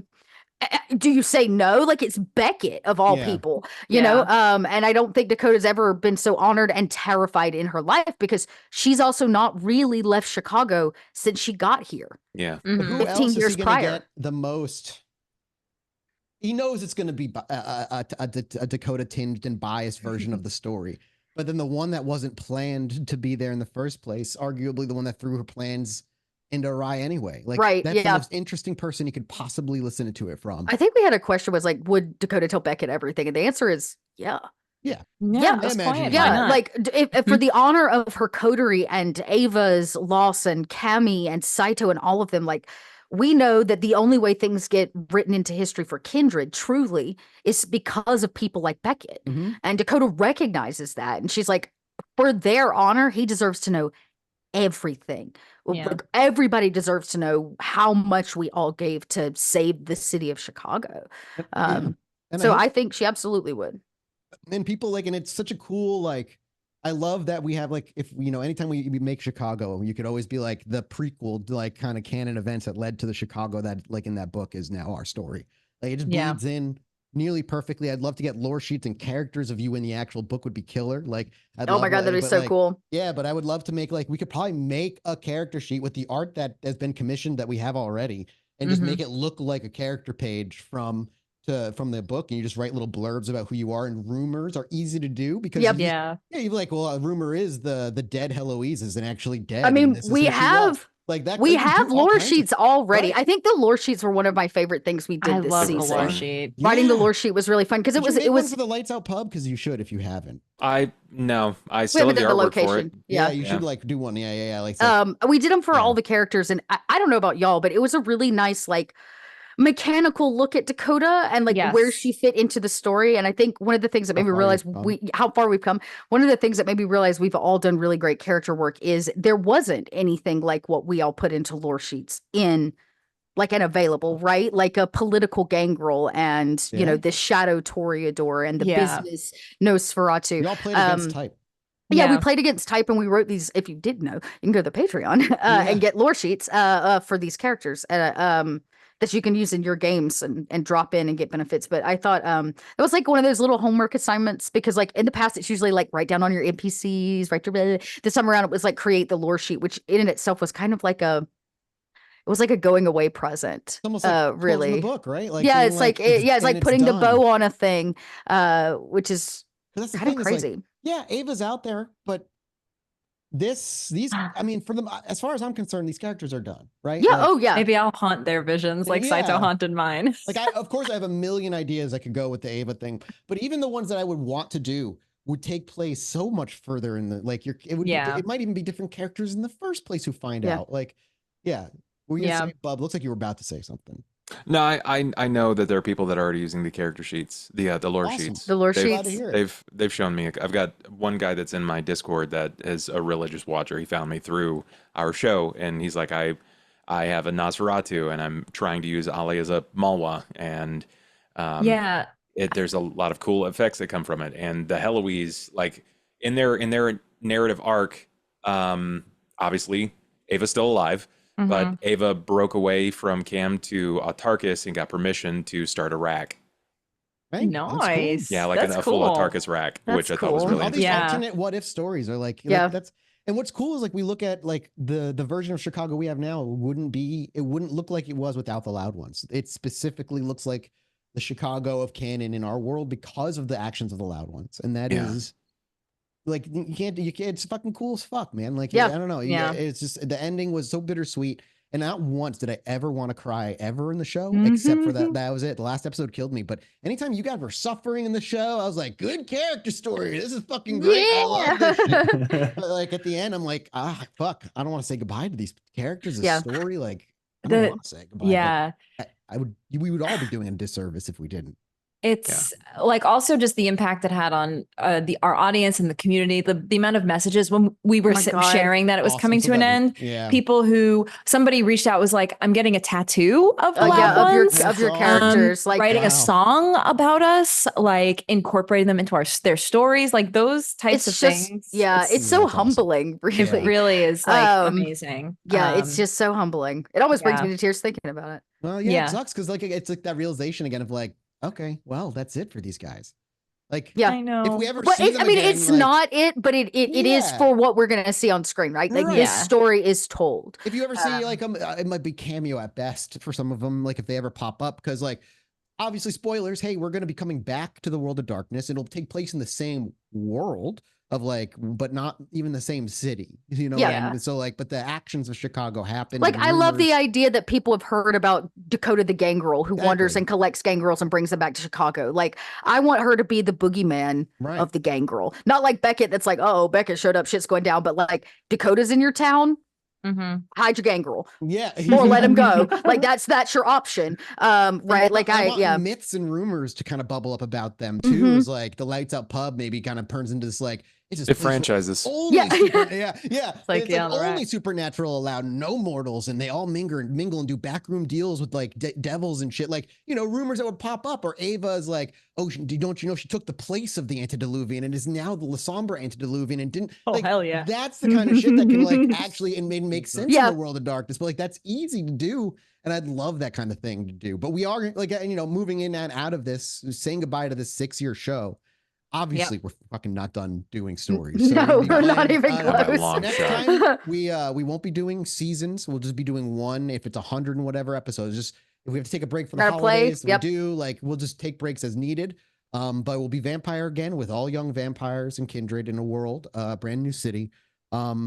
Do we want to tease any little bit okay, about before we do, that? I had one question I wanted to ask the Please. group. Oh, Like yeah. in our what is one thing about your character that we never learned on screen? Like people may not know. Interesting question. That maybe you wrote or was just your headcanon, but like what don't they know? Yeah. This was, a good I was question. writing, because I was doing this journal for Ava, which I didn't get to finish before. I wanted to finish it before SOS ended, just to like, because it's like hard to go back to it now. Like, like just like going back and write. It's like, I do want to eventually finish it and I think share it with everybody, like make a video, like touring through it. But I was going through and like just thinking of things about Ava. We didn't really touch on Ava's touchstones a lot. But besides her parents who both died. But she had other like things in her. I think this journal asks a lot of questions about like pre-embrace. And I'm like, man, I didn't think a lot about Ava's life pre-embrace because we were so sucked into our kindred life. Like it's hard to think about what life like a character builder to go off of when we made It's these so funny that characters. I did mine opposite. I knew was everything about Dakota before, not after. Yeah, I didn't build too much. I knew what I wanted her to be as a Toreador, but I didn't think about her pre-Toreador too much. I'd say that's one thing I'd like to change in the next show we do is I'd like to make touchstones more relevant. I think it's something I slipped up on and just like it was something that every once in a while I'll be like, oh yeah, like there's mechanics behind this and like with VTM, there's so many fucking mechanics. It's hard to like remember everything. And so like I have issues too in my like with like touchstones and just keeping them relevant. But I agree. I think Ava's like touchstones was one thing that I didn't really bring to light too much other than her mom and dad who died. But she had like she had a stalker. We briefly touched on that. But like you know, and she had people in her art life, her artist life, her photographer life that she was very close with. Her mentor was one of her touchstones. We never really like met him or anything like that. So it's like she did have a lot of like stuff she was doing with her career as a photographer before she was embraced. It wasn't just like very quickly get involved in the political landscape of the Camarilla though, instead of like the artistic one. She kind of became a she was like the rejected rose all of season 1. That was her biggest issue, was like she could never get in. They wouldn't want her. Yeah. What about Dakota? I have 2. Both I think I've hinted at, but I don't think we know the whole story, which is actually part of her siring story. But Clyde rescued Dakota. We know that much, but we don't really know what or why or how. So the reason Dakota's voice is the way it is because he rescued her from a bunch of people abusing her and shoving lit cigarettes down her throat. That is how she was saved by Clyde. So when she killed Clyde, it was a huge deal because that's the man that like saved her. Now he was off his rocker, like PTSD military, which also says a lot about the next level of like male abuse that Dakota went under. But like, she hates her siring story so much because it is inlaid with like, I trusted a man and their plan was to go celebrate Dakota's birthday at Burning Man, right? They were taking a train. And when she got there, he was gone. He left her and for her birthday. And then she was sired in this horrible way and then just dumped in Chicago. And so like she has so much trauma around Clyde specifically, but I think it was easy because he came and went so fast that Yeah. He came and went so fast, but the truth of the matter is, like, he saved her. Yeah. He saved her. There was like story I was gonna do there, and you just rolled like The beast. irredeemably bad, man. It was just it was it was the beast, which is fine because it was Dakota and Ava's first like girl romp of failed, failed actions over and over again. But that would be one. The other one, I think that we know that Dakota got a bunch of tattoos between season 2 and season 3. Like that was that tattoos. Right? The tattoos. What we never really learned is that the tattoos themselves were a form of therapy. So that every tattoo she had was an answer for something that she needed to come to terms with. So it's basically pain therapy in essence. And so she would go have these horrible, painful tattoos done so that she could wrangle with all the horrible things that she had faced in her life. So her body is basically physically scarred so that she is not emotionally scarred anymore. Damn. Yeah. What about you, Bob? Ollie was a criminal. A lot. He was in and out of jail, juvenile detention, a lot. And Doc, his adopted father, was not connecting with him until it was just like a kind of a spur of the moment boxing thing. And it was a tie to his previous life. It reminded him of the few good times. So he was saved by Doc in boxing, but he was a part of a gang, and he was a little thug in and out of jail. He has gunshot wounds and shit on his body because he was cycling the drain of Chicago, and he's not book smart. He's street smart. I have 3 points in larceny and 3 points in streetwise. And you never really got to see Ollie use larceny at all. Yeah. Because anytime there was something that needed to be dismantled, if Dakota couldn't get through it, well, there's no trying to pick the lock. It's just punching through the door. What about Saito? Saito, man, he did a lot of things you don't know about. Sus. Yeah, basically. No, I can't really think of anything that's like super relevant to any plot, but I think very early on I was trying to write his backstory as a doctor, and essentially I think I decided that his parents were immigrant. And I think at least one of them ended up in the because they were Japanese, they ended up in the internment camps post World War II. Yeah. So that was one thing. It wasn't really relevant and never came up. But but it does give so much interesting like richness to the character in a way. Like this is a good question. I like learning things about your characters I didn't know after all this time. It's something Saito certainly would not have shared either. No, that's true. Like that was but it, like, way adds too personal. why he acts the way he acts. Yeah, very suspicious. What generation was Saito and Cammy? They were older. Cammy was like 11, 12 or 11. I think she was 11. Saito was like 12 or 13. I can't remember. I think you were 12. I think Saito was 12. Okay, so you weren't that. He was relatively young. Okay. I remember you guys were older than I had my Saito Spider-Man moment though, like right in the beginning of season 2, and I actually like called Josh. It was like, "You'll never fucking believe what I just found." And he was like, "What's that?" It was like, "I've been reading Junji Ito." Oh yeah, Shuichi Saito. I've not. I don't think anyone, like a couple of people mentioned it in the Discord or whatever, but I've not actually acknowledged. Yes, I just straight up stole his name from Junji Ito's Uzumaki. He was the concept was, what if Shuichi Saito from that character, from that story, ended up learning too much, becoming a vampire, and succumbing to eldritch horrors. What if? Also, and also at one point he wanted to make a gargoyle, but it never came up. That's so interesting. I have a gargoyle that has come into one of my private VTM games that I run. That it's a very it's only one, of course, but yeah, it's gargoyles are a whole thing I didn't even know about until one of my players was like, "What if?" And I was like, "Oh, tell me more." Very cool. Other than Grant, though, who your favorite like NPC was? Oh, outside of Grant, he doesn't count. Favorite NPC. I like Vanessa. She was cool. Yeah. Season 1. Yeah. Why is Ava's Katie? That was Katie. so much fun to do. I did end up really loving Katie as Dakota just because of what a cheeky joke it was. But I actually go between Frank, the detective. Yeah. Another chance for you and I to just talk shit at each other. Yeah, pretty much. But like in like a different, it's such a different context. And like, different context of talking shit. Yeah. Yeah. But you know, I actually really loved the Harpy. Rhonda.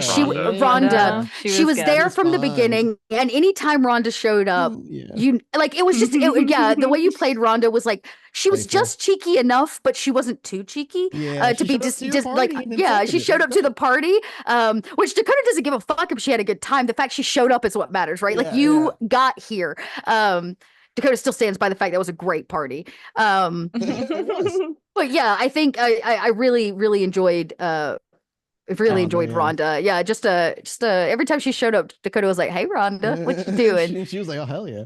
God, that Rose, that slimy bitch. Yeah, Rose was cool. Rose was so dislikable. When Mathis said that thing about Saito kissing her, I was like, my blood pressure. I know went up. I will tell you, the one time Dakota got to Mean Girl Rose was probably one of the highlights for me at VTM. That was to get to watch a gay girl be like, "You can't be meaner than me, babe." Like, that was don't even try. Yeah, that was she was really dislikable. Really dislikable. I'm so glad. I really wanted one character. I'm sad we didn't get too much. And it's honestly, I think it's okay because we just had so much else going on. Was Boss when we got to introduce Boss. I'm sad we didn't get to see her like one more time before SOS ended, but I enjoyed the few episodes we had like seen the side of the ministry. Had we leaned more Anarch, like had we gone the Anarch route, we would have seen a lot more Bass. Oh, for sure. Yeah. Who else did I really love? McTavish was always fun. What a dick. But other great. What about you, Bub? Do you have any NPCs you really love? Brett Stryker. Brett, you know what? Honestly, Brett was wonderful, and I say that with absolutely no jest because he was so surface. Exactly. Yes. Until he wasn't. So the one moment where he wasn't, and I was like, moment. Yeah, there's a little something there. Okay. So the ship is worth sending here. Yeah, this moment. But I really wish I would have had more time with Edith. You know what? I was going to say Edith too. Edith was a great character. Rat Tail. Nas were pretty cool. All right. So cool Nas. I try to keep variety in all the clans. I wanted everybody to just feel unique. I didn't want them to start feeling the same. So just so you know, in season 2, real close to being Grant, and I was just like, I gotta just. Let me tell you this: had Rat Tail not made his rode the Bass train, okay? Yeah.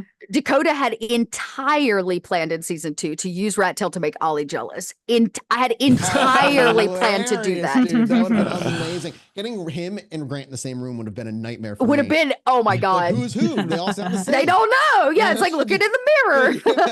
I love the lingering rumor though that when Dakota's trying to get arrange things and Rat Tail's like, I'll do it, but I've heard about Ollie's burgers.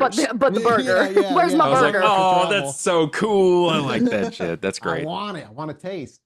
Yeah, Rat Tail's fun. I enjoyed him a bunch. I enjoyed Flick. I'd like the little Nos, all the little extra Nos side characters. I liked the librarian lady. The scenes that we always had with her were so meaningful. The pawn shop lady. I also enjoyed Snitch a lot. Yeah. I did too. I really enjoyed that character, and I enjoyed Bella a lot as well. They were just both. Yeah. I also think Cretius is one of your more interesting, like older vampires. Like you made Cretius such. I don't know what word I would use for Cretius. So, I just kind of I tried to make him like. I don't know what what is the word? I guess I'm looking like enigmatic a little bit. Like he's just very and jaded. Jaded is the right word. Yeah, he's absolutely so jaded. He misses the days that he grew up in, essentially, like when vampires thought more of themselves and were more influential. So when I realized he was at the end of season 2, I went way down the rabbit hole of the actual historical figure of Cretius. Oh, okay. I did a little bit of reading on him initially. I got because it's so funny at the time. These are the ways our characters reflect us. I was reading a lot of war history. Okay, a lot of war history. I was reading war tactics and all these war books, and so I was like, well, that's fun. Bring that to Dakota. But when I found out that Cretius was a historical figure, then I got down like the rabbit hole of all the wars that he was a part of. Y'all, Cretius is such a weird And he was well known for being an incredible flautist. And I never forgot reading that because I brought that as canon to the table. I was like, I'm going to hold that against him. At some point, I'm going to be like, play your flute, Cretius. Yeah. He was fun. When Chicago Book came out, I was just like, oh no, there are way too many elders in the city now. Because I had there can't be this many. and my people there, and Vanessa, and now all of a sudden there's also like Portia. I'm like, fuck, there's just. I mean, it makes sense though, right? Like it's recognized that too. Chicago is the strongest standing Camarilla state. Yeah, right. It makes sense that there's old blood there. They're holding the old ways, so of course they're keeping young blood in check. Yeah, it makes some sense for sure. Yeah. Gosh, what about you? What characters? What NPCs? I feel like you had something that was brewing back there. Actual sexiest character, Nero. Nero is pretty. Nero? Yeah. I'm sorry, it's Damien. He was cute. He was. Yeah. But no. Nero, mysterious. We love Visions of Doom. Mature, and portents of doom. That's what I want in a man. Portents of doom. Yeah. Y'all are so rotten. Ava, I mean, does Ava have a taste, or does Tracy have a particular flavor that she enjoys? We'll see. We'll see what happens in the new show.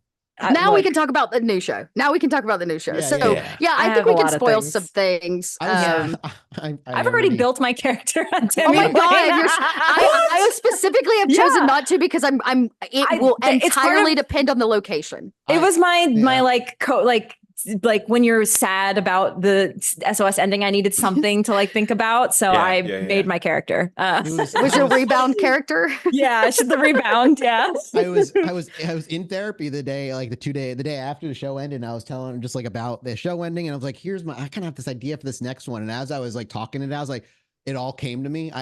I already know what I want the entire. It's so funny. Mathis is like, I'm taking a break. I need a break. Y'all run some Fallout, and 2 days later. Fixation. I know how that works. I do that. One of the big things I will be avoiding though is no more end of the world plot. No more Eternal night. It's not gonna be Eternal Night round 2. It's Eternal Day.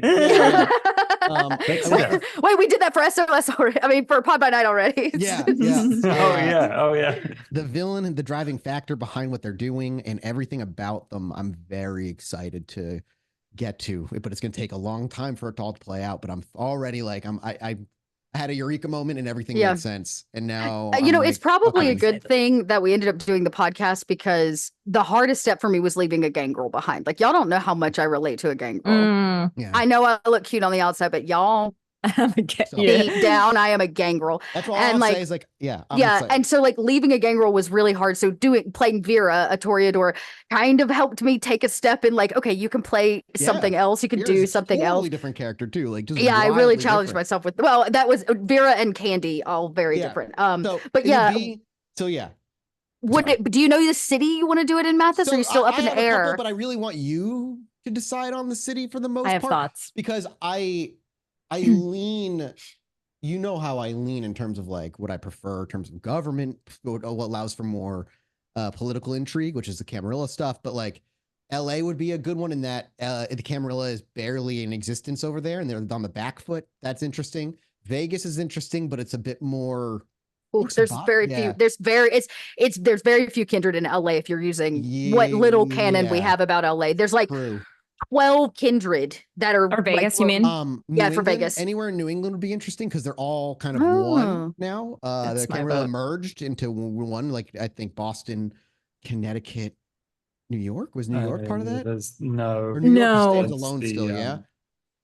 There's the Twin Cities. And that's the one that's merged. Gotcha. That's merged. Yeah, the Twin Cities. Swan Song. The game. That's the government for Boston. Boston. Yeah. I'm pretty much open to anything. I just think avoiding Chicago is probably. Oh yeah, I don't want to play. I mean, not that I don't love Chicago, but yeah. Bumfuck nowhere. No. Okay, so when we decide to go bumfuck nowhere, I have a plan for that. I actually have a campaign for bumfuck. I want a city. I'm a city girl. I also would like a city. I think. I don't know. I had thought. I think a party city like Vegas or Miami would be really different. Yes, I like that idea, but I will say my character is a bit stuffy, and so like, man, like I have another character that would be great for a party. Like I have a party character and I have a stuffy character, and I really want to play the stuffy character for this next See, one. I really want to see your stuffy character in a party city, which would be interesting. What's the thing? Like, what if the stuffy character was traveling to the party city for work? That's true. Turned there. That's true. You can't leave a city easily as a kindred. Dude, you're fucking stuck. Yeah, but playing a party girl, like what about you, Bub? Yeah. What are you thinking? Where would you want to not play, but where would you want to play? Yes. City wise, I don't really know. I think it'd be great to play in occult heavy areas. So like the French Quarter. Oh, yeah. I was actually that's a little bit more remote. Like there's no major cities, but that would be cool. New Orleans could be cool. Yep. Yeah, New Orleans could be. There's a lot of hiatus in New Orleans. Salem. I'm for that shit. Salem could be interesting. Don't love that area. Like I know that place very well. That's what I did. I not just talk to. I was talking to Matt about this. I was like, I think Mathis should run where he's from, Boston, in the New England area. If you know that shit, then you could build all the nooks and crannies into cool stuff. Literally anywhere that there is any kind of like occult, natural, like U.S. history. The Appalachia's cool. Louisiana, like New Orleans, that would be sick. Yeah, New Orleans. That would be cool. I'd be down. Whatever. Party city. It's cool. Like vampires are really cool, but like I always wanted to touch on more of the supernatural because it just seems like there's lupine. They want to fucking murder you. Every part of you is the antithesis of them. They want to kill you. But I would love to see like, I don't know, witches and mages and shit like that. I want to see all of that. There's some mage activity in Vegas, some big mage activity in Vegas, actually. I'm cool with whatever. And lupine, but I didn't want to play in Chicago, but I really didn't care. It just like put me in a place, let me be. Yeah. Yeah. I'd love to explore gutter magic more, which is it would just it would have to like the characters that I have in mind. It's really going to depend on where we go because one of them's will require to have like a massive city if we're going to have the like mobster background that I'm looking for, right? Loved what was happening with Nelson. I know that it was like touch and go for our characters, but like I was living for the Nelson moments in the hedge. I was like, part of me is so jealous. So jealous. Enjoyed that. That was so much fucking fun. I'm gonna have to go back and watch it. I still don't know what happened in the hedge. Man, I hope you guys like the hedge stuff followed by the Fae stuff where you like met the concept of like hope in life itself. Ananasa. Yes, man, that was so much fucking fun and it's and clutch on Maggie for bringing that rabbit's foot to the end there. That was all like. It sucks that those rolls didn't happen because that would have been such a clutch move. Man, I hope, the hedge stuff with Nelson was super fun to watch you experiment and push and try to find the boundaries. And also like, that's on me to like figure it out as we go for it to not make sense, but make sense. And that's so much fun. Like you spending a year there changes you, but I loved that shit. And Ollie's reaction to encountering a concept, as he quite put it, was it shook him. It just like, it shattered a version of him, of his brain that he didn't know he had. It's a bad trip, man. It was like but like Ava was like, that was the best trip I ever fucking had. Yeah. Always like, that was garbage. I love that. I don't think Dakota would have liked it. I think it would have been like, I'm fucking walking on water and this is awful. This is fucking awful. A sip of water and she tasted like her mom's banana bread. Like it was wild. Like Dakota would have been like, this stupid, send me home. I opt out. And Ava was like, I'm home. Yeah. I don't want to leave. I know. Want to be here. That was great. Oh yeah, that was so much fun. But I think it'll really depend because like obviously I'm not gonna play Gangrel. I'm gonna have to take a break from playing Gangrel for a while because Dakota. Though if we do, I already have a Gangrel in my back pocket. I got a couple of things. I got a couple characters preloaded. Yeah. Do you? Yeah, I've got a Lasombra. Play the most. The character that I wanted to bring into this game for season 3, which was Zamitzi. Zamitzi. Okay. Yeah. I mean, that character would fit in a lot of the party cities pretty well. Yeah, he's just a wanderer, man. He roams. That would be cool. It's the guy. It's Pastor Lucius. Yeah. Oh yeah, Pastor Lucius. Oh, that's interesting. Yo. No, Pastor Lucius would fit really nicely with one of the characters I have, but she has to be in a city. Like Boston would work. She probably could get away with Boston or like she has to be in like a city. But she might work really nicely with Pastor Lucius. That could be interesting. What's like the character you want to play the most, Dakota? Out of all the ones you have loaded.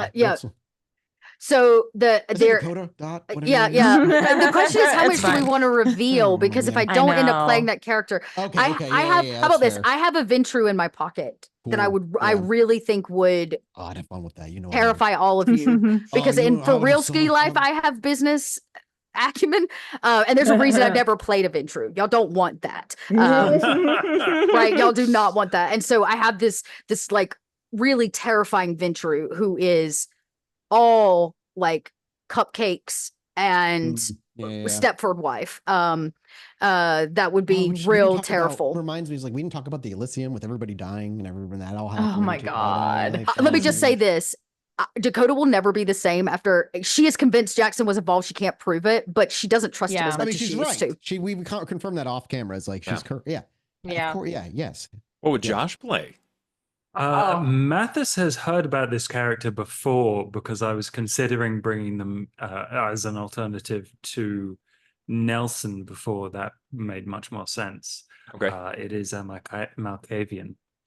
Okay, cool. I would love to see you play Malkavian. It's a clan I've never played before, and I really, really enjoy exploring being fucked up.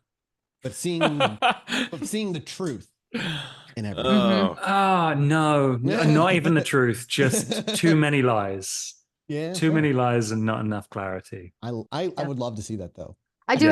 I have a Bruja as well, but that one would be that one could pretty much go anywhere. So I've got a couple as well. Tracy? I'm pretty locked in, and I'm probably not. Yeah, I'm gonna be a Hakata. Nice. I'm gonna be a Hakata. I really want to play a Hakata. We will all be playing young still. I think Louisiana's looking really good. I think so. I think Louisiana would work. And New Orleans. And I want to. I can visit the city. There's some pretty I do want to tie her some of her backstory stuff to some of the lore for Hakata. And it might not. It's. I'm going to tell you, it might not be Giovanni. It might be one of the other members of the family, like the Samidi or something else. Yeah, it's another member of the family, and it's not Giovanni. I love that. I love that. Yeah. Okay. So. Yeah, I'm fucking excited. I know what I'm ready. I'm ready to get going soon. Not soon, but like when we're ready to go, I'm ready to go. Yeah. I still got to put some stuff together. I still got to put the city together because we're going to play in a city that's not really built, which is preferred. I'd like to build the city from the ground up I'll look up the canon characters that exist and incorporate best I can, obviously, but I'm very excited. Well, I want to hear from all of you. If you're watching this video in whatever comment availability there is, like, tell us what city you might want to see us play in. Remember, everybody other than Josh is from the States, y'all. Yeah. Everybody here is going to be young or neonate or younger, basically. Neonate or younger. Fresh, like a year, maybe two at most. We'll probably, we all in cam, so it'll probably be a different look at a Camarilla story. Every city's different. Yeah, you heard kind of the clans we might want to play. Maybe I don't play Pastor Lucius in because he's pretty old. Yeah. I mean, we want to play somebody who's somewhat newish still, so we have an arc, like a long arc. You can go that style though. I definitely can. Yeah, you definitely can still bend the style to a younger kindred. I'll figure it out. Yeah, I don't know. Yeah, tell us what you think. Yeah, tell us what you want to see us play. Tell us where you want to see us play. Tell us what your hopes and dreams are. Yeah, I know. Tell us what your hopes and dreams are for the future, because it is coming. This is not the end. It's just the end of SOS, everybody. So time for a new story, new characters, new theme, new everything. Yep. And we're gonna take a little break and go to post-apocalyptic world. Why not? For a hot minute and say goodbye to Grant a different way. Yeah. That's it, guys. Thank you guys so much for supporting us for 6 years. We can't wait for the next big story. It's going to be just as epic and as complicated and emotion and heartfelt as all the ones we've told so far. That's it. Goodbye to SOS for real, and goodbye to you until next time, everybody. Bye. Bye, everybody. Bye.